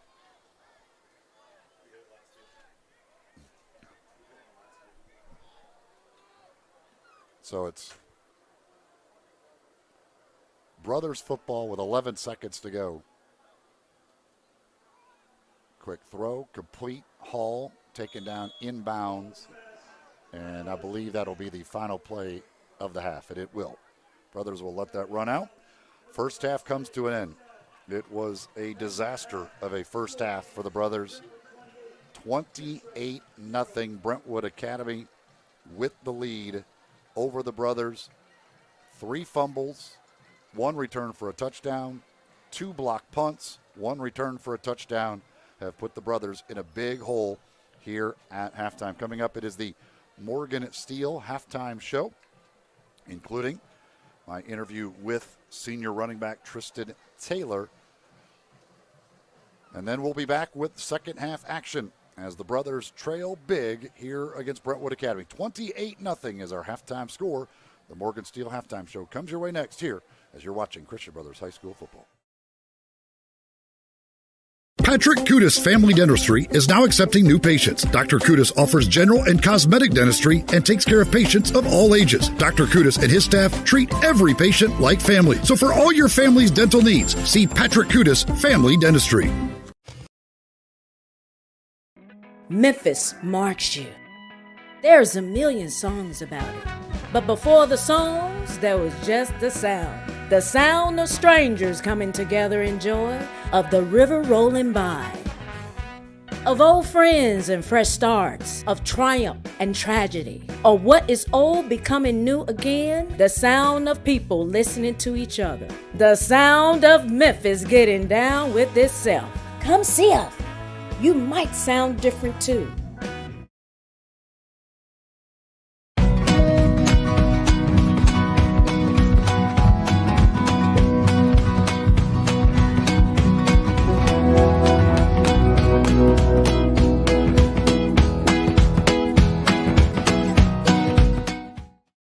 Oxbow is a destination for inspired style, including clothing and accessories with comfort and quality that are well suited for any occasion. Family owned and operated Brothers Boys Damon and Dylan Waxler are ready to bring you a unique shopping experience this season. Oxbow is a proud supporter of CBHS Athletics. Villa Castriati is a proud partner of CBHS Athletics, owned and operated by CBHS alumni and serving the Memphis community for over 35 years. With a second location coming in late 2022, book your private and holiday parties today. Come support your Brothers Boys at Villa Castriati. Roll Tide! Keller Insurance is a proud supporter of CBHS football. At Keller Insurance, we strive to provide a true concierge client experience that is unique in the insurance industry. Owned and operated by Brothers boy Robert Keller. Go Brothers! Linkus Construction is proud to support Christian Brothers High School and CBHS Athletics. We hope all of our student athletes have a safe and successful year. Go Brothers!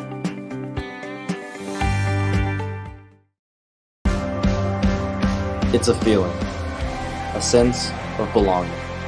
It inspires you to lead, it drives you to succeed, and it lasts for a lifetime. This is the Brotherhood. Telluride, bringing your financial future into focus. Contact Owen Key, class of 90 at 901-531-7423 or visit TelluradeAdvisors.com to find a simple path to your secure financial future. Telluride proudly supports Christian Brothers High School football. Absolute Comfort Heating and Air Conditioning services all makes and models. They're a full-service heating and AC company from new construction to changing out your old inefficient system. They're a proud factory-authorized carrier dealer. Turn to the experts, 901-375-0998. If you own a commercial building and someone tells you you need a new roof, don't do it. Instead, call Joe Stallmaker at 901 Waterproofing and Roof Coatings. Let Joe show you how restoring your existing roof with a quality coating system can save you up to 70%. All roof coating systems come with a 5 to 15-year leak-free warranty, so you get the benefits of a new roof and big savings. Call 901 Waterproofing and Roof Coatings at 287-1923 or visit them at 901waterproofing.com and give your old roof a new life. Shop Oxbow for all your fashion and outdoor needs with brands like Gentile, Freefly, Sitka, Smathers & Branson, Beretta, Orvis, Martin Dingman, and more. Whether you're getting ready for the big game or getting ready to hunt the big game, Oxbow is the place to go. Oxbow also has the best selection of vintage vinyl records in the Mid-South, along with new modern vinyl of today's stars. With multiple generations of CBHS alumni, Oxbow is a proud supporter of Christian Brothers High School football. Tom Martin Body Shop is a family-owned shop that's been located at 540 South B.B. King Boulevard, downtown since 1960. With an A-plus rating from the Better Business Bureau, Tom Martin will repair your car to pre-accident condition and has a lifetime warranty on all collision repairs. Tom Martin also does upholstery, auto glass, power locks, and windows, as well as brakes and minor mechanical repairs. First in quality and first in service. When your automobile needs repairs, give Tom Martin Body Shop a call at 525-7406. ATC Fitness wants to thank you, Mid-South, for continuing to believe in us and making us the premier choice for fitness throughout the last year. 18 locations, 24-hour access, tanning, and hydro massage, all for one low monthly price. ATC Fitness, exercise your right to look good.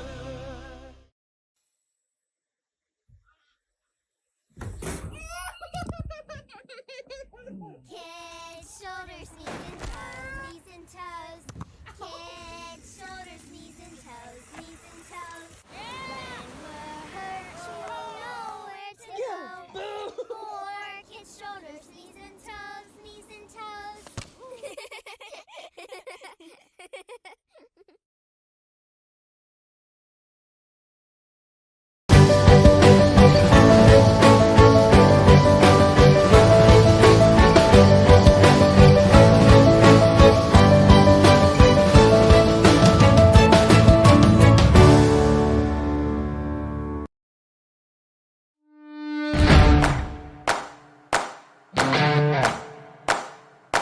Welcome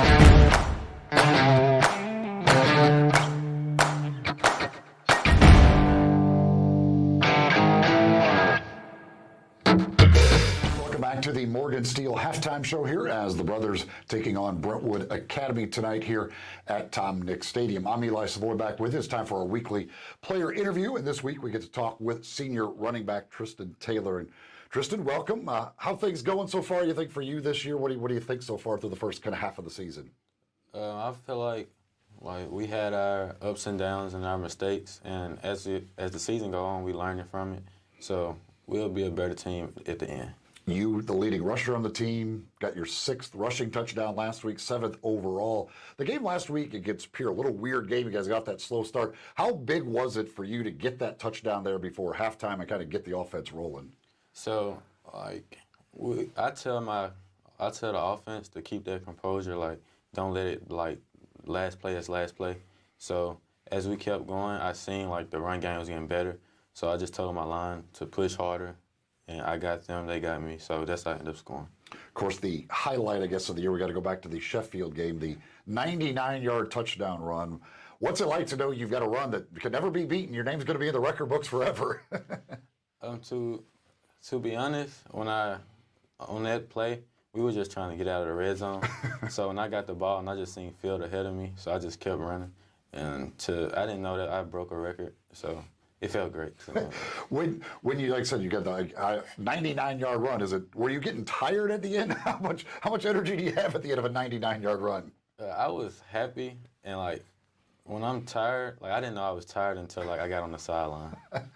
So for you, away from the football field, what are the other things you like to do?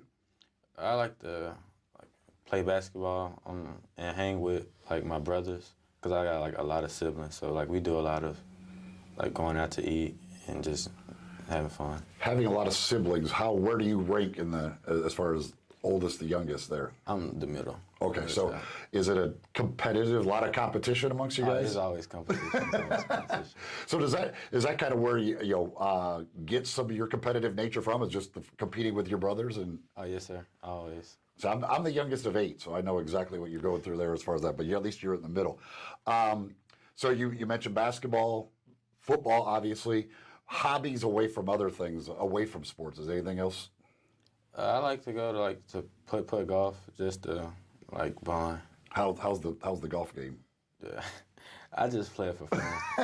Just being competitive, just so you can get it in the hole. Here at school, what's the favorite class? Mine's right now is English, Mr. Pankwitz. Okay. Do you know what you want to do for college? What's the plan for next year?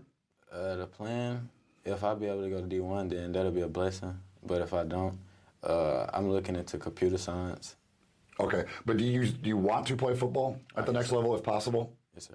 Is there any kind of right now? Do you have any offers, or what's kind of been the recruiting like so far? No, I've been going on a lot of invites, and I've been texting a lot of coaches. They trying to see how my season going based off offensive wise. Since last year I was on defense. Yeah. Do you prefer one to the other, offense to defense? Does it matter? No, it doesn't. It doesn't matter. I try to be the best at whatever I do. So. And do you think the chance maybe to play at the next level, do you think it mattered as far as what they might be looking at more? Would it be more offense or more defense? It would be more offense. More offense. All right. So, are you on Twitter? Yes, sir. And what's the Twitter handle? TUpNext3. Okay. Are you tweeting a lot, or are you just on there to follow people? I tweet some rewards my friends get and I get, and sometimes I just be on there just to text coaches. Okay. Posting highlights and things like that, all those types of things. All right.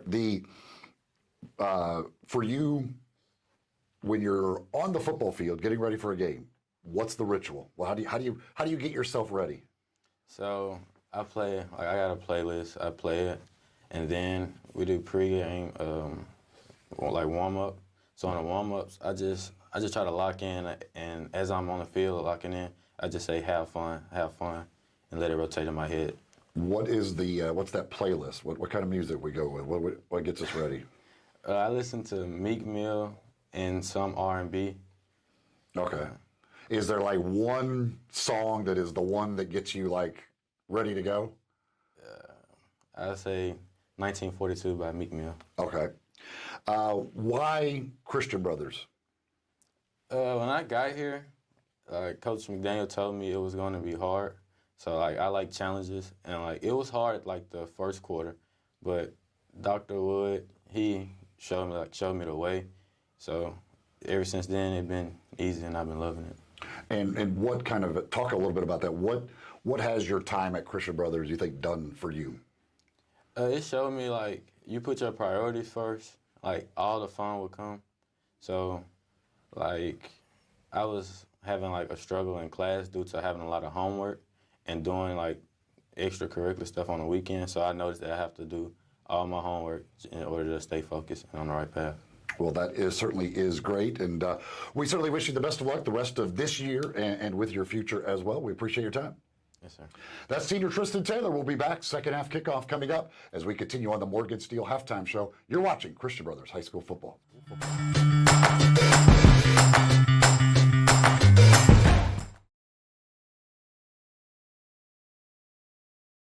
They're going to grow academically, spiritually, and also athletically. It's a testament to the tradition of our school. The people that have come before us have had great experiences and have turned into very successful people, and they have given back to our school. Our kids, our athletes see that. The facilities that we have, the weight room, the locker rooms, the new field house are the best in the area. The full picture for the boys. In order to do well on the court, you have to do well in academics first. And they don't focus on athletics, meaning making athletics important, but they really focus on the student-athlete part of it. And they make sure that as an athlete, you're also doing well in your academics and being a well-rounded person in general. I've reached out my freshman year, sophomore year, and made so many different friends, and through athletics has helped. And I've never felt so close to my whole student body here like I did in public school. There, I was just sort of like a fish in a sea of a bunch of fish. But here, I feel like I'm a pea in a pod, and we're all in this together. And it works really well. We were looking for a school. We were looking first and foremost for an environment that would challenge our child academically. Secondarily, we wanted an environment that would, where he would grow and mature as a young man. And thirdly, we wanted an environment where he was surrounded by like-minded boys. Or boys who, who wanted to grow and aspired to be great in their future. With Christian Brothers, you get the total package. We got an academically rigorous program suited for our child. We also got that environment where I know he's going to have lifelong friends. We also got the opportunity for him to have just an incredible athletic experience. And so if you're looking for the total package, Christian Brothers is the place to be.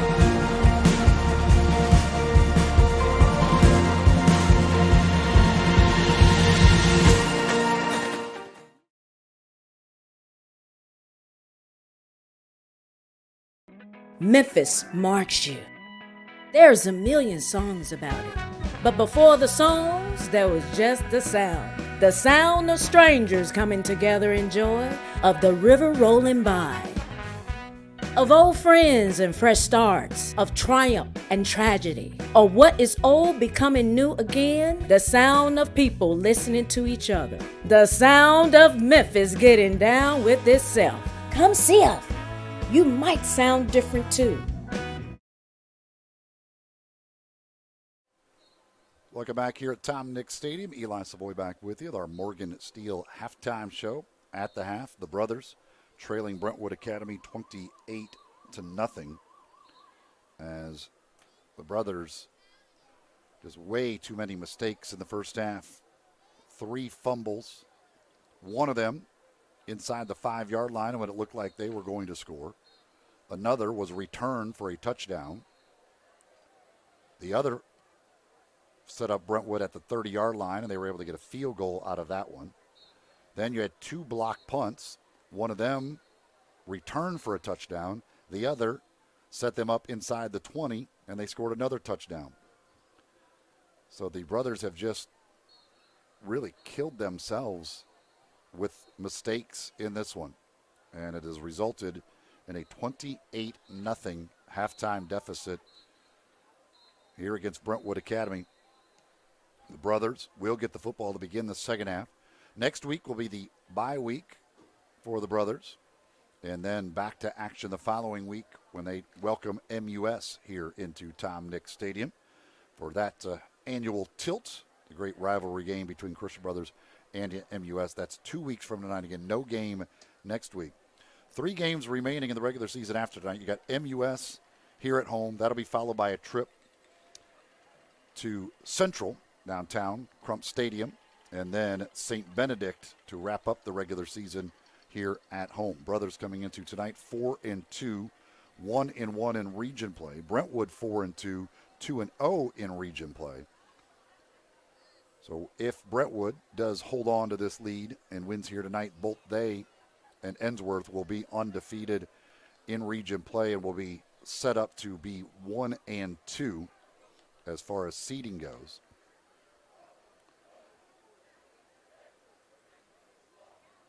Meanwhile, the Brothers and the Brothers MUS game will be very big for seeding as far as postseason goes. That game coming up in a couple of weeks. It was interesting at halftime, stepping out of the booth here, and I think pretty much everybody in the stadium was trying to find somebody to explain to them the free kick situation there at the end of the half that was done by Brentwood Academy. Again, you can, in a situation like that, if you fair catch a punt, you have the ability to attempt a field goal from that spot with the defense not being able to rush. The defense has to stand 10 yards back. You get a chance to put the ball in the tee and attempt that field goal. And with Baronis' big leg, they tried that. One of their assistant coaches said they did hit one last year on one of those. And Baronis, again, talking 65 yards. That's a long way to try and get that ball there and still be high enough in the air to carry over the crossbar. And probably tried to kick it a little too hard, and he just kind of topped it. And now the Brothers back on their sideline. They will get the football here to begin the third quarter. Got to try and find a way to get something going.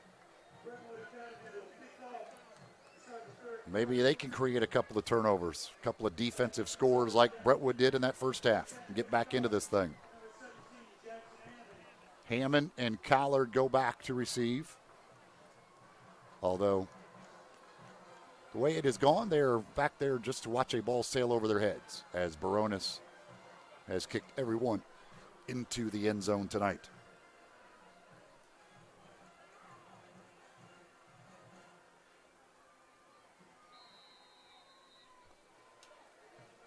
Baronis is ready. The left-footed kicker approaches and sends this one, again, deep into the end zone.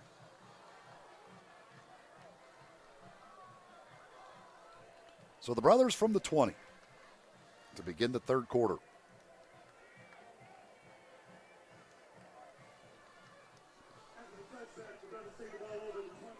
McLaughlin and the offense. They moved the ball in the first half. The 3 fumbles just killed them. 2 by McLaughlin, 1 by Spain. Had a chance to look at the Spain fumble. Here's a little drop-off pass. That is complete. And, boy, that ball almost came loose there. Wilson Thompson on the reception, and he'll pick up about 5. Clayton Collier from ABC 24 had the video of that fumble by Spain. And it's one of those, it was really, really close whether he had the ball long enough. It didn't look like he made the catch and made a step and move back towards the inside, and then the ball was stripped away. But it was really, really close. Certainly one that would have been reviewed if you had instant replay. Gain of 6 makes it 2nd down and 4. Taylor just puts the head down, trying to fight his way for a first down. He gets to within a yard at the 29-yard line.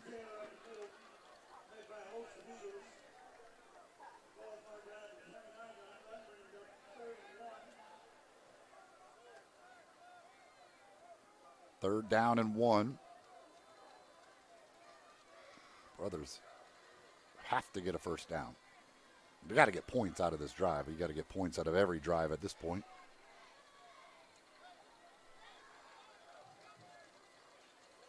And there is a First Horizon first down as Taylor able to get across the 30.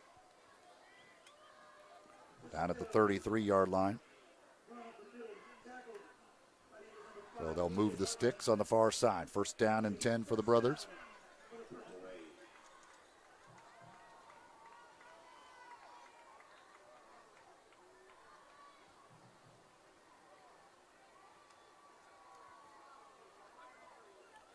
Taylor stands to the left of McLaughlin. 3 receivers over on the far side. That's the right side. And it's going to be McLaughlin on a keeper after the fake to Taylor. He just lowers the head and gets across the 35 out to the 37-yard line. That'll be a gain of 4.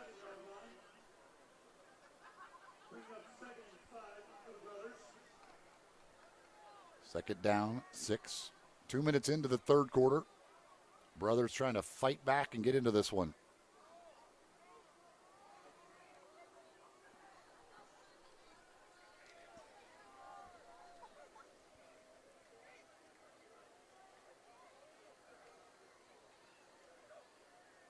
McLaughlin looks over the middle, up high to make the catch. Is Ryan Hall. Hall having himself a good night. And boy, great catch there as he went up and made the reception in front of Kason Kalmus. That'll be a First Horizon first down for the Brothers at the Brentwood 46-yard line. Gain of 17.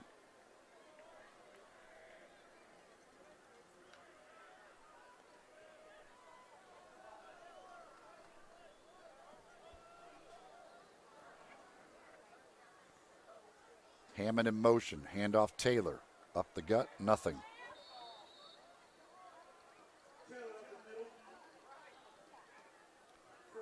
Nothing there for Taylor on that one.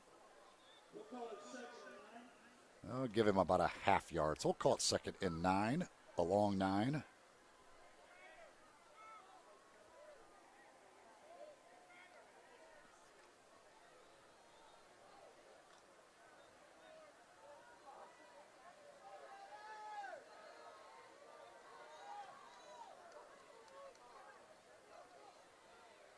This time it's McLaughlin to throw. Pressure comes, gets rid of it. It is incomplete.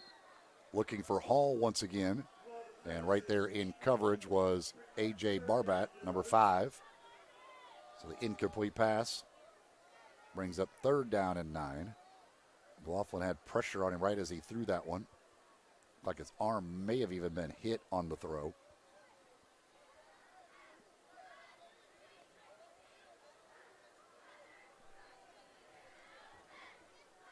So 3rd down and 9 now. In Brentwood territory, certainly you'd think 4-down territory, trailing 28-0. McLaughlin in trouble, spins away from a tackler. Now he's able to get free, and he will get close to first down yardage. I think he'll have it. Good individual effort right there. Looked like McLaughlin will be brought down in the backfield. He's able to break free using his size. And he picks up the first down at the 35-yard line. Huge run there on 3rd down. Needed 9, got 10.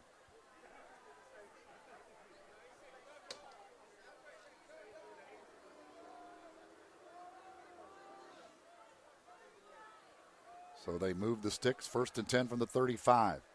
Taylor dancing his way through the line of scrimmage, and he'll pick up 4. Barbat on the stop at the 31.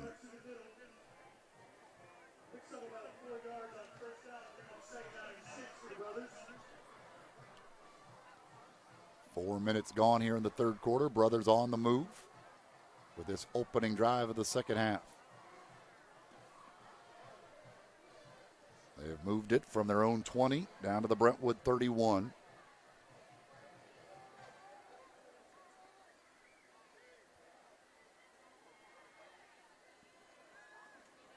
Good protection. McLaughlin takes a shot deep, looking for Whit Collard, incomplete.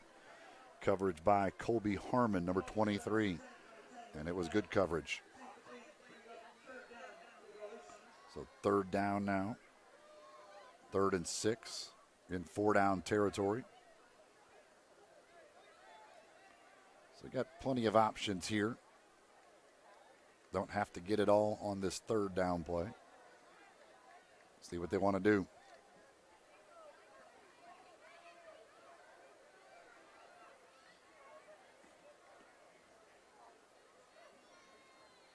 McLaughlin's going to throw. Quick throw. It's incomplete.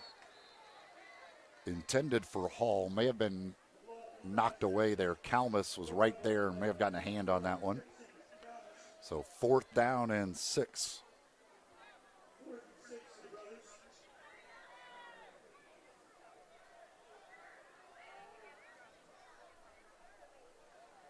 Fourth and 6 for the Brothers on this opening drive. Got to have it.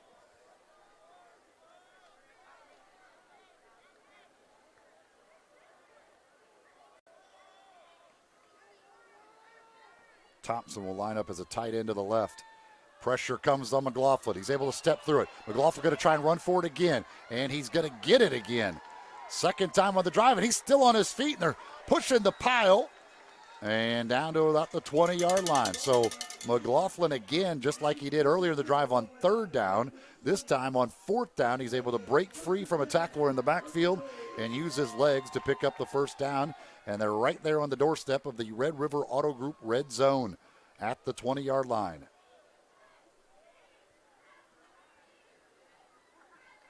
Picked up 11. So 21 big rushing yards on the drive for McLaughlin on a couple of busted plays. This time it's Taylor. Taylor with a nice little stutter step move right at the line. He's inside the 15 to the 13. Gain of 7 on the 1st down run by Tristan Taylor. Saw Kenny Myers from the Red River Auto Group at halftime. You can get a hold of him 848-5507 for any auto needs, and they will, from all of their dealerships, deliver right here to Memphis. Give Kenny longtime Christian Brothers support. Christian Brothers boy himself. Here is the throw towards the end zone. Hall, lots of contact, penalty flag comes in. This will be pass interference. Pass interference here to be called on Harmon.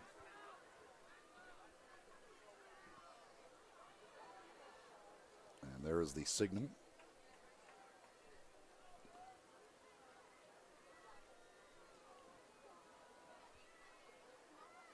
So this should go to the 6.5, half the distance from the 13.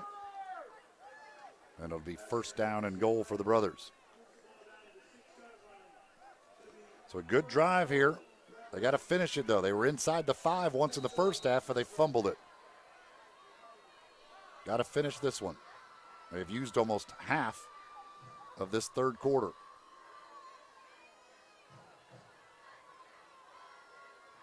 Handoff Taylor. Again, can't find much room through the middle. Lots of white jerseys there.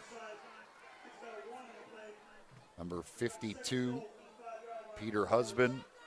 Number 5, A.J. Barbat. The nose guard and the middle linebacker. Inside linebacker, one of the two. Their 3-4 set. So now they've officially used half of the 3rd quarter on this drive. 2nd down and goal, ball at the 5. A shift here. 5 different guys shifting on that. And now rolling out of McLaughlin. He throws to the end zone. It is bobbled and caught for the touchdown. He bobbled it, but Hall able to eventually reel it in. And it's a touchdown for the Brothers as they get on the board. 5-yard touchdown pass. McLaughlin to Ryan Hall. Impressive drive there by the Brothers.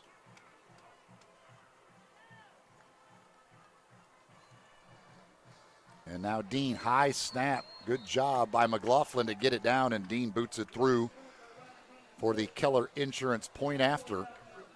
And the Brothers get their first points of the night. It's 28-7 Brentwood here with 5:25 remaining in the 3rd. So coming out of the halftime locker room, a good job by the offense to not only move the football, but then finish the drive, putting 7 on the board. Now they got to get a quick stop, get the ball back.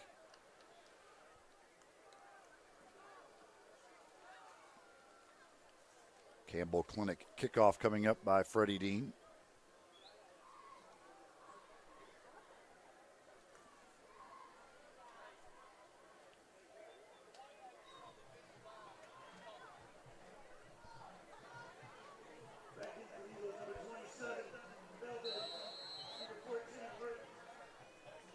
Mason Murphy and Brax Belleville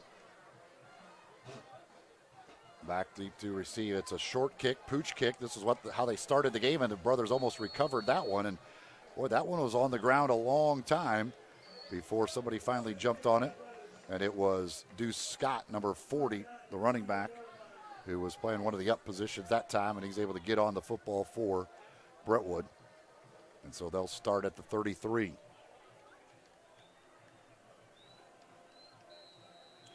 Got to get a quick stop here.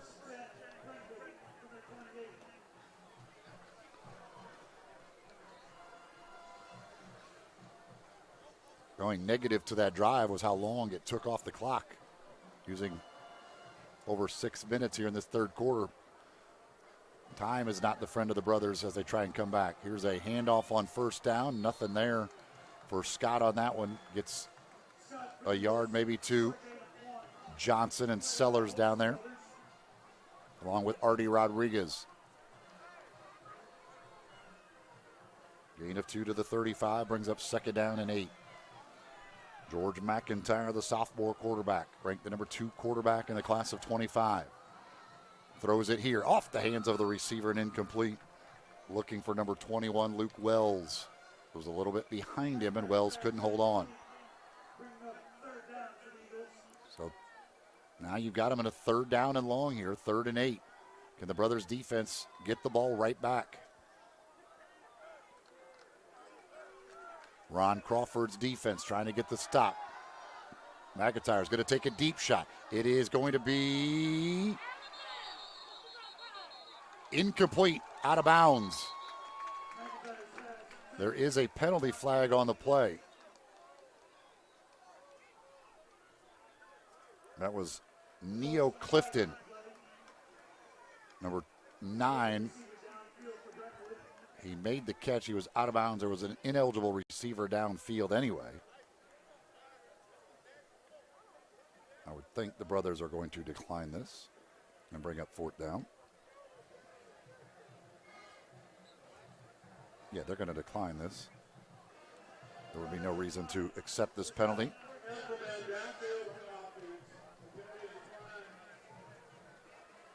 So it'll be 4th down. Punting unit will come out here.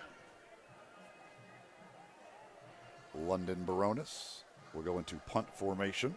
So the brothers' defense does its job. Gets the quick 3 and out.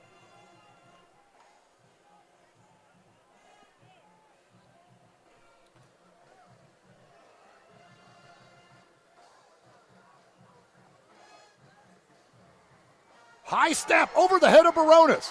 Ball is loose in the end zone, and he'll boot it out the back of the end zone. It'll be a safety for the brothers. Oh, my goodness.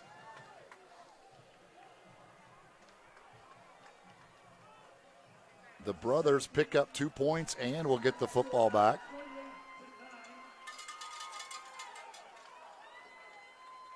Baronis doing the smart thing there, just kicking that one out of the back of the end zone. So now it's 28-9 with 4:36 to go here in the third. And the brothers will get the football back after a free kick from the 20-yard line.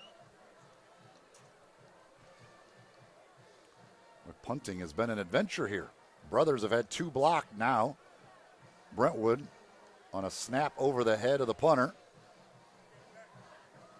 gives up a safety.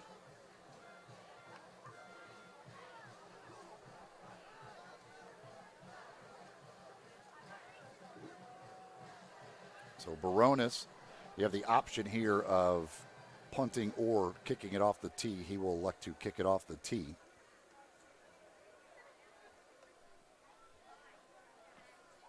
And even with his leg, I don't think he can get this one to the end zone. From the 40, everyone's been in the end zone. From here, we'll see where it ends up. You got Hammond and Collard standing at the 20. And, well, he puts it all the way to the 10. Hammond from the 10. Hammond's got a hole. Oh, my goodness, that was really close. If he is able to get by Barbat there with his speed, he might have been gone. Good return out to the 35-yard line by Jackson Hammond.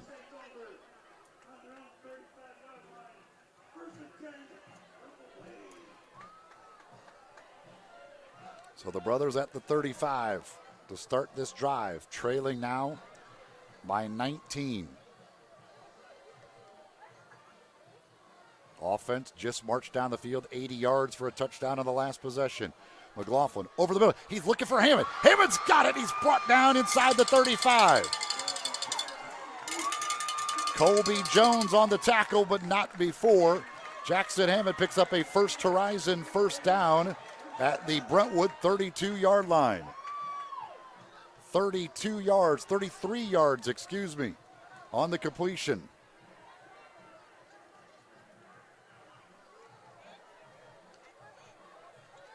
There's life in the guys in purple.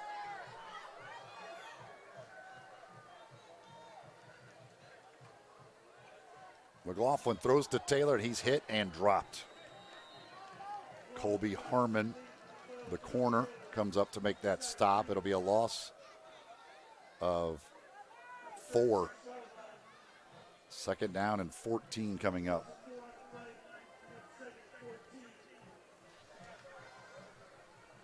.330 and ticking on that clock. Brothers need a quick score here.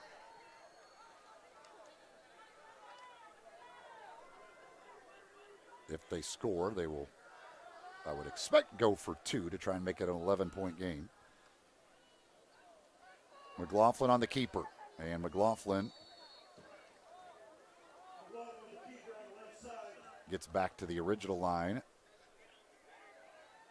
Davis Green on the stop. They'll actually mark him at the 33, so 3rd down and 11 now.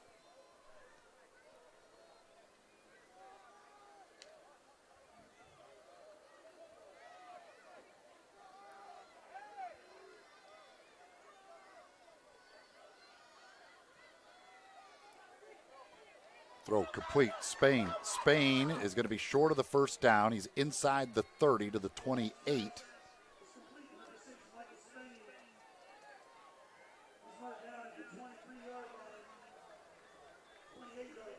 So it's going to be 4th down and 6 yards to go here.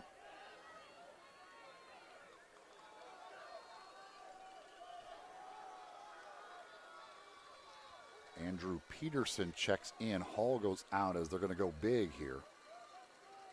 Little extra protection as Peterson lines up as a tight end.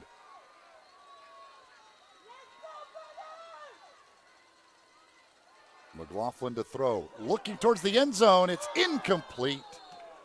Tried it for Boston Barker and could not hook up. So the Brothers turn it over on downs. Tried to fool them there, going with the big lineup and then trying to get that deep shot in one-on-one coverage to Barker, but it's a little overthrown and they're unable to complete it. So they turn it over on downs and Brentwood takes over at the 28. Need another quick 3 and out. Maybe a turnover. On first down, straight ahead run. Scott taken down by Johnson after a gain of 3. 90 seconds to play here in the third. It's Scott again. I have a feeling we're going to see a lot of Deuce Scott the rest of the way as they look to run as much clock as they possibly can. And Scott this time is out to the 34. Another gain of 3. So 3rd down. 4 yards to go. McIntyre to throw. He looks deep and overthrows his intended receiver. That was Luke Wells with Josh Thurman in coverage. And it's a quick 3 and out, just what you needed. Very little clock used. And Baronis in to punt it away. And again, the last one, the punt snap went over his head, and he had to boot it out to the back of the end zone for a safety. This is a better snap. Low line drive kick. Bounces at about the 32. Barker picks it up on the hop to save some yardage, and he's brought down at the 30-yard line. Luke Robb makes the stop. He's the long snapper going down to make that stop. So the Brothers at the 29-yard line.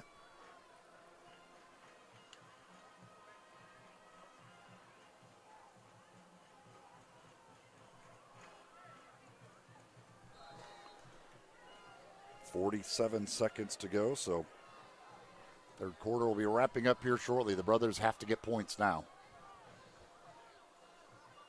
Quick throw to Spain. He makes the catch, and there are defenders all over the place. That'll be a gain of a yard.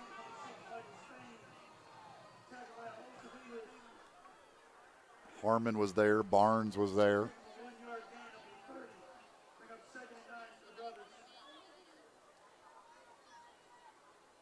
Gain of 1. This could be the final play of the third quarter here coming up. Unless it's an incomplete pass or, well, they may not even snap it. Looks like they're not even going to snap it. Looks like they're going to let it run out. Yep, they will. This third quarter will come to an end. Brothers put up 9 in the quarter, a touchdown and a safety to cut the lead to 28-9. Can they rally in the fourth here at Tom Nick Stadium? You're watching Christian Brothers High School football.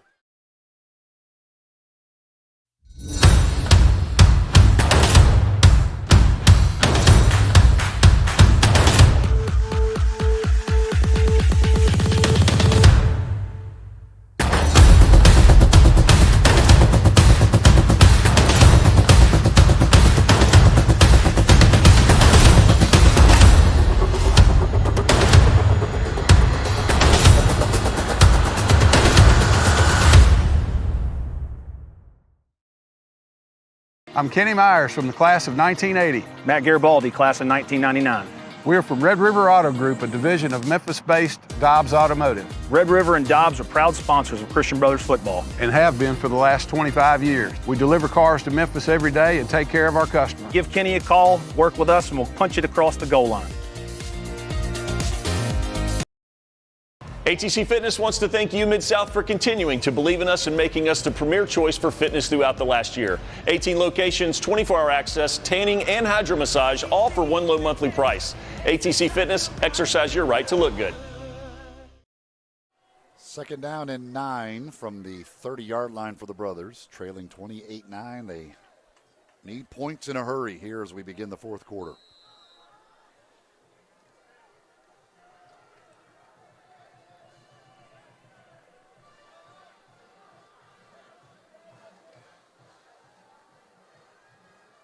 McLaughlin under pressure, running for his life, taken down from behind. Barbat. A.J. Barbat has been really good. The linebacker, number 5, been all over the place tonight.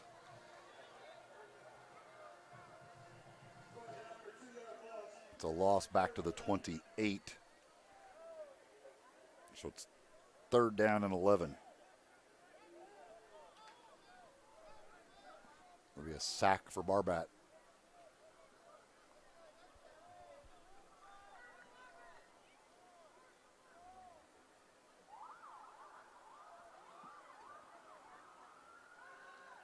McLaughlin.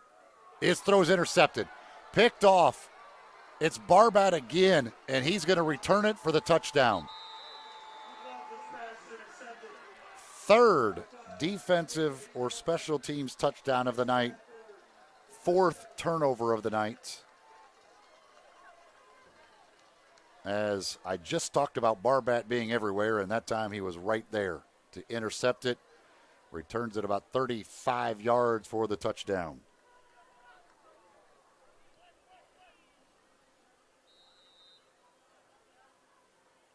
And they will go for the point after. A.J. Barbat, the linebacker, has been fantastic. Got the sack, followed by the pick six on that drive. Laster's point after is up, and it is good. 35-9. So the Brothers got a little momentum, outscoring them 9-0 in the third quarter, but again, costly mistake as they throw the interception that's returned for the touchdown. So a punt return touchdown, fumble return touchdown, interception return touchdown, all for Brentwood in this one. That is not the hat trick you want to give up. 3 return touchdowns.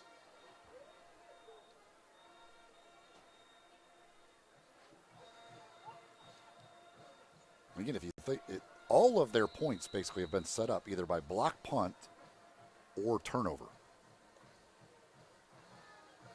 A fumble at their own 30, set up a field goal.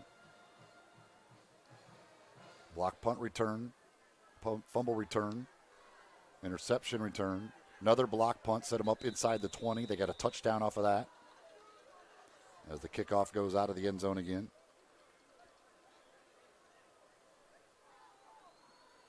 There has not been one long drive by Brentwood for points.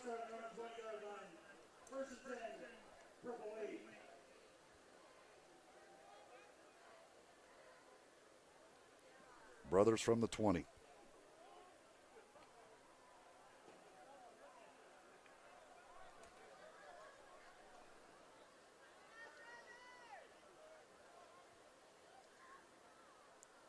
McLaughlin under pressure, throws complete. Thompson, maybe a yard. So last year the Brothers lost 25-7 to Brentwood up in Nashville, but they outgained them in total yards. Don't have total yards here tonight, but I guarantee you the Brothers have more total yards, and yet they're down 35-9. Last year they gave up a punt return touchdown. Tonight, 3 return touchdowns.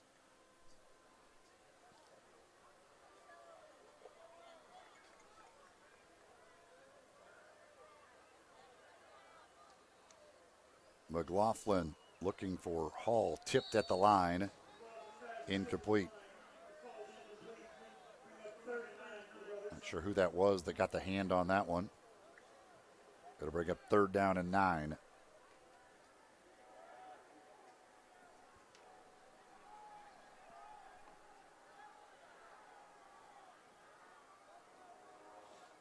Brothers will have a couple of weeks to work on things before their next game. Again, the bye week next week before MUS comes into Tom Nix Stadium 2 weeks from tonight.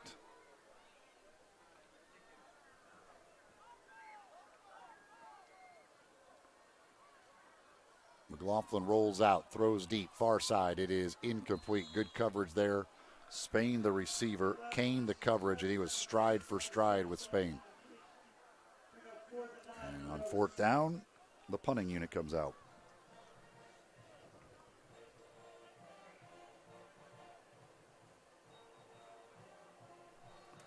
Dean has had 2 blocked tonight.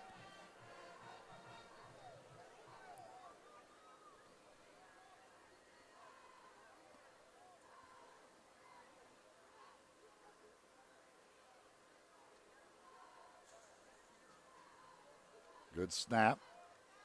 Kick is away. Fair catch made at the 46. Kalmus, the return man, makes the fair catch. So just a 25-yard punt. No return. Brentwood starts in Christian Brothers territory at the 46.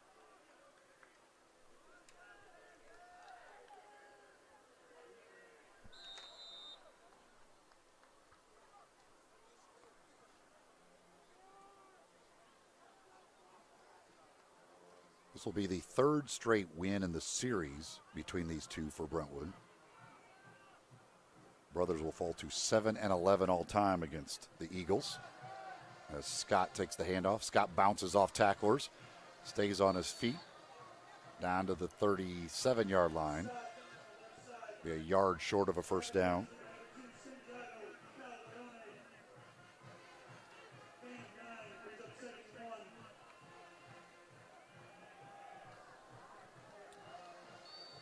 And again, it's Scott, this time to the 30-yard line. That's a first down.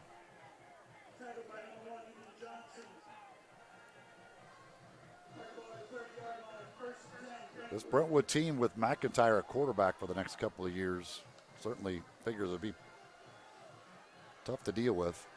Here is McIntyre rolling out, throwing towards the end zone. It is going to be knocked away.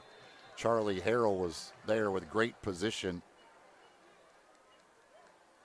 He had better position than the receiver did. Bring up second down and 10.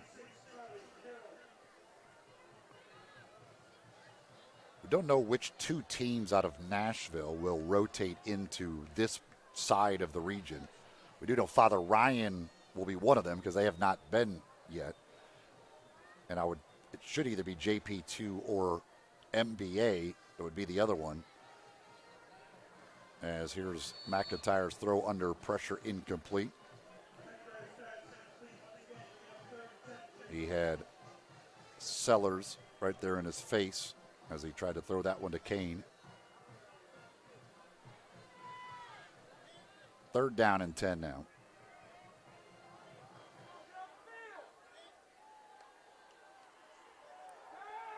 McIntyre again looking for Kane over the middle. He's got him. It's caught, and he's going to be down near the 10-yard line. Kane makes the catch. Thurman the tackle, number 3 and number 3.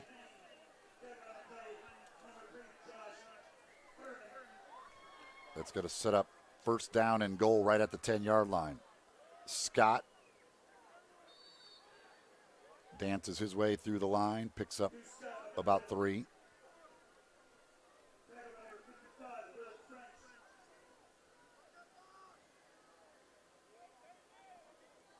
Also looks like starting next year, St. Benedict will not be a part of AAA in Division II. They will move down as the new enrollment numbers came out this week. And so St. Benedict, it looks like, will drop down to 2A. As now we've got a stoppage for an injury. One of the Christian Brothers players is down. Can't see the number there of who that is. That's the last thing you want at this point, is to lose somebody due to injury. Brothers have just been getting healthy, especially on the defensive side.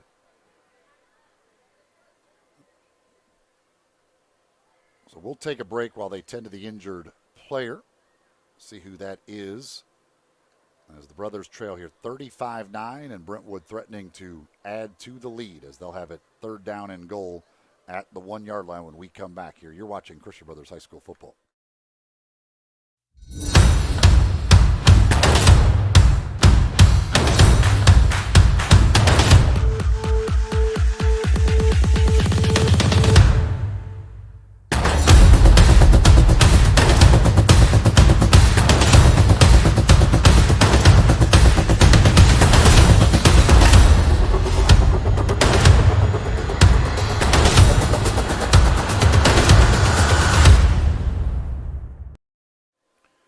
Injured player was Zane Beard, a linebacker. So he has come off the field, able to walk off under his own power, which is a good sign.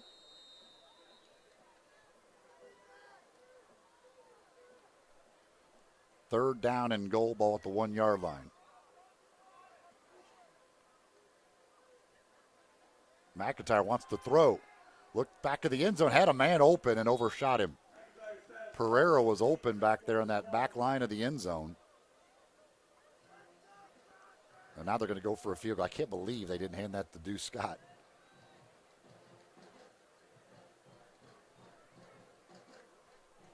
Field goal unit will come out. Laster, who's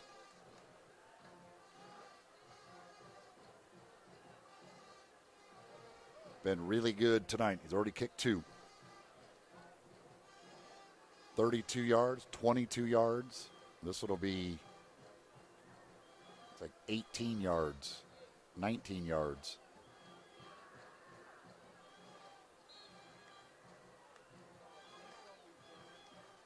Kick is good. I think they'll call that 18-yard. That makes the score 38-9 with 8:09 to go.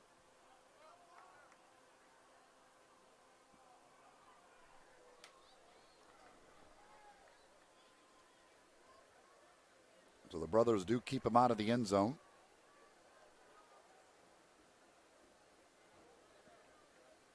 Also prevents the mercy rule from kicking into effect. If they had gotten the touchdown, we would go to a running clock with the 30-point lead. But with the lead at 29, mercy rule not in effect. Baronis, who's been a busy man, to kick it off again. And Laster does the field goals and point afters. Baronis does the kickoffs and the punting while he awaits his opportunity. Laster, a senior. Baronis, a sophomore. This one is in the end zone. That's the shortest kick of the night, but Hammond had a foot in the end zone as he caught it, so it still is a touchback. So as has been the case, every night after a kick, every drive after a kickoff, the Brothers start from their own 20.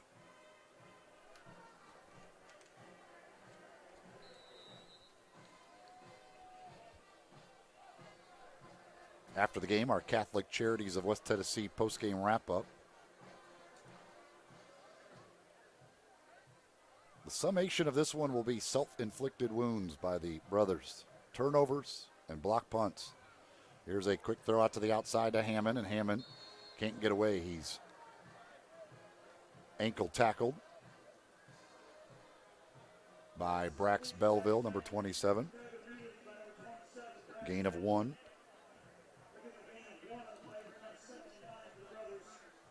Three fumbles, 2 block punts, an interception. One of each returned for a touchdown.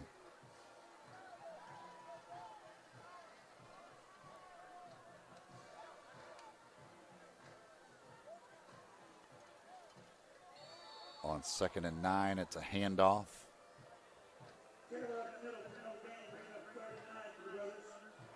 Taylor gets a yard. It'll be 3rd down and 8 from the 22.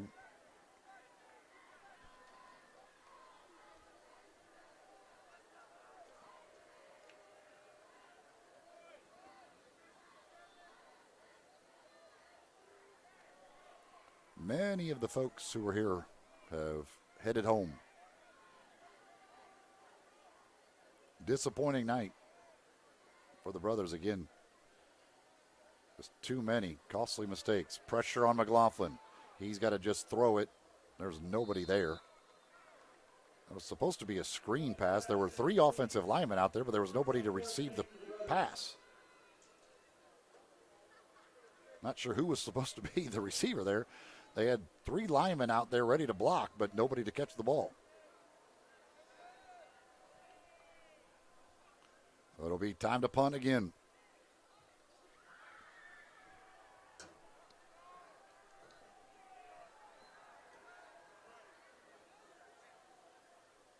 They're short a man. Now they're able to get the 11th guy out there as Thompson comes on.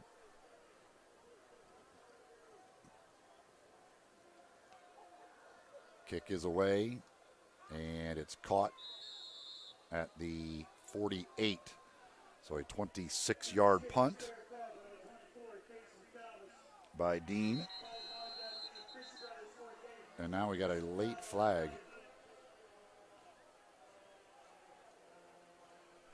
Did not see what happened here, but this flag, a late one.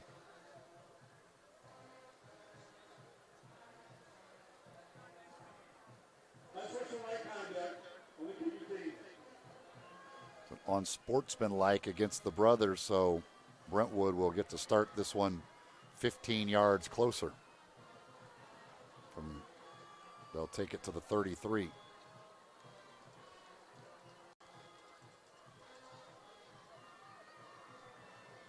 Not sure who it was on or what they did, but it'll cost the brothers 15. That will set up Brentwood at the 33 of the brothers with 6:38 to go, and Brentwood in control.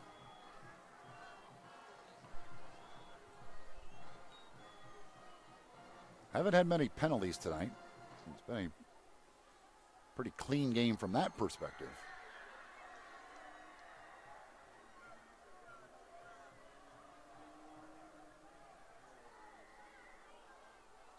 Now we're ready to go on 1st and 10. McIntyre still in there as the quarterback. It is not Scott at running back. That's number 7, Richard Griffin, getting the carry.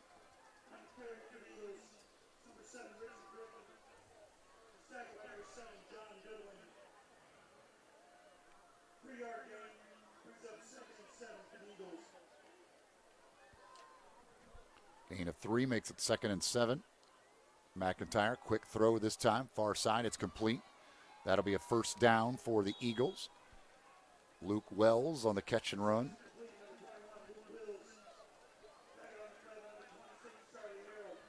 Harrell makes the stop after a gain of 8.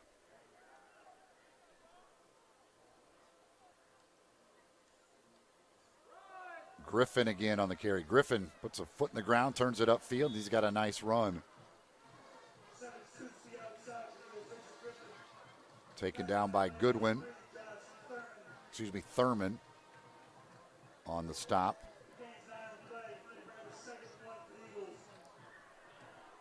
Second down and 1 now.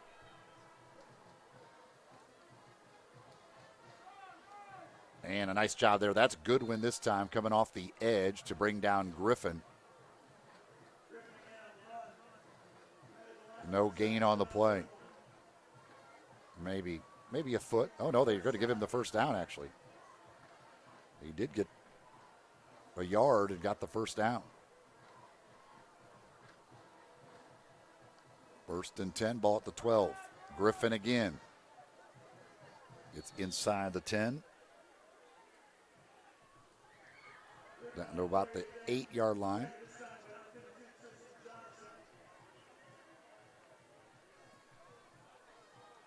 Under 5 minutes to go now, and Brentwood trying to add to their lead. Just feeding Griffin. Griffin leaping over the pile. Just short of the 5-yard line. 3rd down now. They can get a first down at the 2. McIntyre, quick throw. It is caught for the touchdown. That is Kane. No, take that back. Jordan Barnes on the reception for the touchdown. Extending it to 44-9.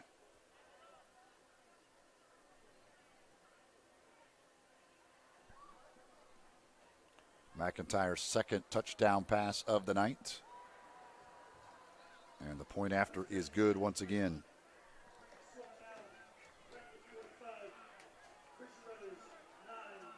Five-yard touchdown pass.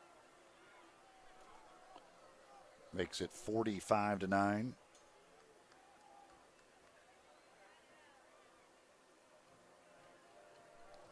.412 to go. So now the mercy rule will be in effect. And the clock will run once they kick it off.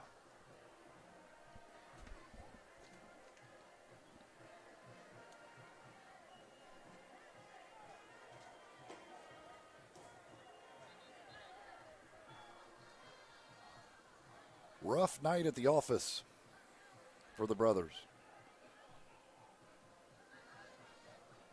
There aren't many teams you can beat with 4 turnovers and 2 block punts.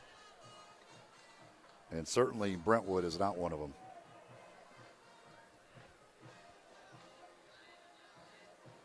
Now this will be Laster to kick this one away. Baronis will not kick this one off. It'll be Laster. Both of their kickers have had busy nights. Laster's had 3 field goals to go with all the point afters. Baronis with a bunch of kickoffs and the free kick attempt, and Laster boots it through the end zone too.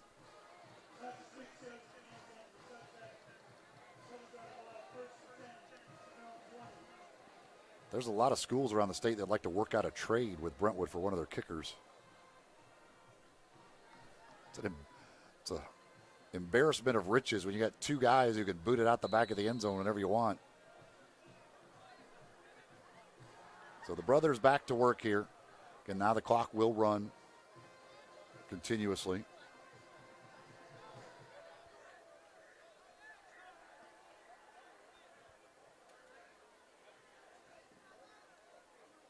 McLaughlin to throw. Spain has it. And Spain taken down after a short gain. Got to give credit to the guys on the outside, the corners for Brentwood have been very good at tackling.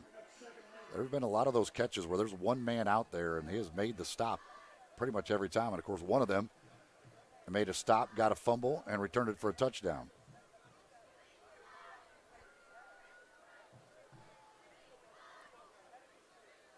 Second and 8 from the 22 now. Up the middle goes Taylor.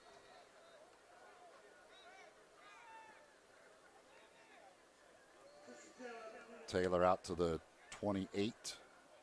Sets up a 3rd down and 2.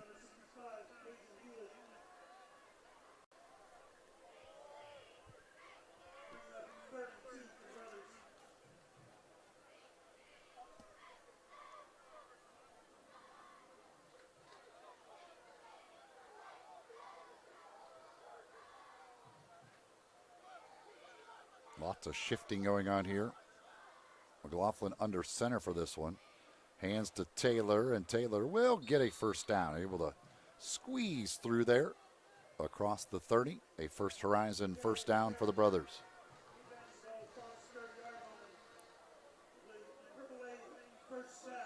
And the Wave quickly come to the line of scrimmage. McLaughlin checking with Coach McDaniel on the sideline. Now everybody's checking their wristbands. It's a handoff to Taylor. And Taylor's to the 35. Todd Hammond on the stop, a sophomore, backup lineman. Lots of new guys in there, especially up front for Brentwood defensively. Here's a quick completion to Hammond. Hammond trying to get to the sideline. He does. And a big gain here for Jackson Hammond. Hammond out of bounds at the 44-yard line of Brentwood with a minute to go.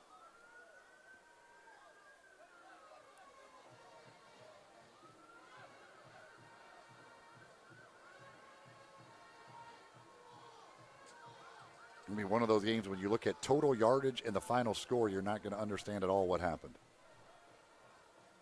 So you look at turnovers and you look at how all the touchdowns were scored and see 3 of them were on the defensive side. Probably one more play.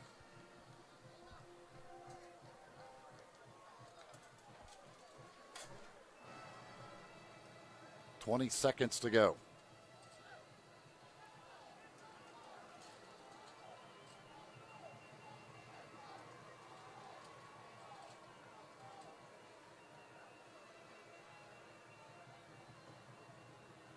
It's McLaughlin to throw. He's got it to Spain. Spain trying to split the defenders. He's brought down inside the 15-yard line, and that will do it. 45-9, the final score. The brothers fall to Brentwood Academy. We're back with the Catholic Charities of West Tennessee post-game wrap-up right after this. Morgan Steele is a full-line steel service center that has been serving the Mid-South and beyond since 2014. Morgan Steele is family-owned by Scott and Chris Morgan, who've been supporting Christian Brothers athletics and local youth sports for over 20 years. They believe in succeeding through outstanding service, quality, value, and relationships. Morgan Steele is also an authorized Yeti dealer. Morgan Steele is located at 1235 Riverside Boulevard. You can give them a call at 901-774-7555 or check out their website at morgansteel.com. Tom Martin Body Shop is a family-owned shop that's been located at 540 South B.B. King Boulevard, downtown since 1960. With an A+ rating from the Better Business Bureau, Tom Martin will repair your car to pre-accident condition and has a lifetime warranty on all collision repairs. Tom Martin also does upholstery, auto glass, power locks and windows, as well as brakes and minor mechanical repairs. First in quality and first in service. When your automobile needs repairs, give Tom Martin Body Shop a call at 525-7406. Welcome back here at Tom Nix Stadium. Eli Savoy with you. Our Catholic Charities of West Tennessee post-game wrap-up. And again, this one can be wrapped up in a few simple words. Mistakes. Costly mistakes by the brothers. 4 turnovers. 3 fumbles, 1 interception. One of the fumbles and the interception returned for touchdowns. And 2 block punts. One of them returned for a touchdown. The other block punt set up a touchdown. One of the fumbles set up a field goal. It's just a night of mistakes that really hurt the brothers in this one. One of the other fumbles happened inside the 5 when it looked like the brothers were going in to score.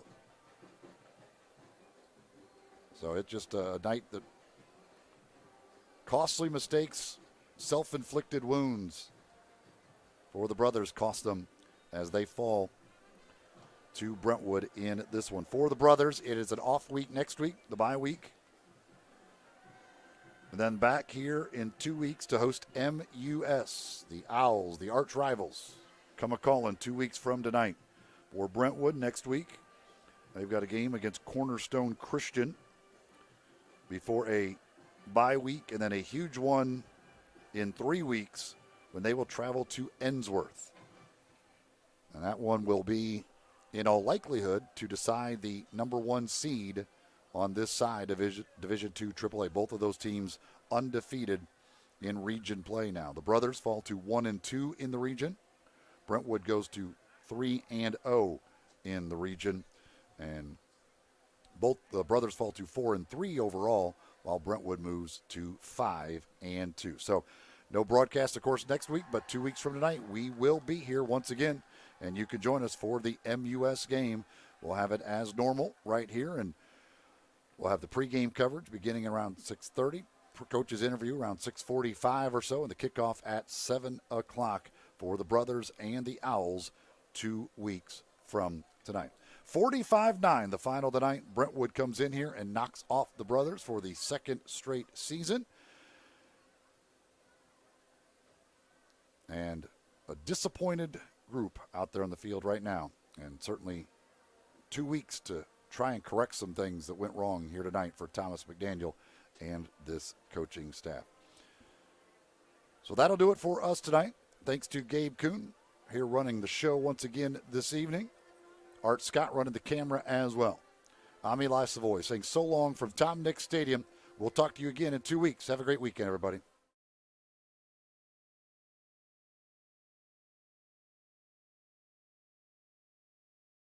They're going to grow academically, spiritually, and also athletically. It's a testament to the tradition of our school. The people that have come before us have had great experiences and have turned into very successful people, and they have given back to our school. Our kids, our athletes see that. The facilities that we have, the weight room, The locker rooms, the new field house are the best in the area. The full picture for the boys. In order to do well on the court, you have to do well in academics first. And they don't focus on athletics, meaning making athletics important, but they really focus on the student athlete part of it. And they make sure that as an athlete, you're also doing well in your academics and being a well-rounded person in general. I've reached out my freshman year, sophomore year, and made so many different friends, and through athletics has helped. And I've never felt so close to my whole student body here like I did in public school. There, I was just sort of like a fish in a sea of a bunch of fish. But here, I feel like I'm a pea in a pod, and we're all in this together. And it works really well. We were looking for a school. We were looking first and foremost for an environment that would challenge our child academically. Secondarily, we wanted an environment that would, where he would grow and mature as a young man. And thirdly, we wanted an environment where he was surrounded by like-minded boys. Or boys who, who wanted to grow and aspired to be great in their future. With Christian Brothers, you get the total package. We got an academically rigorous program suited for our child. We also got that environment where I know he's going to have lifelong friends. We also got the opportunity for him to have just an incredible athletic experience. And so if you're looking for the total package, Christian Brothers is the place to be.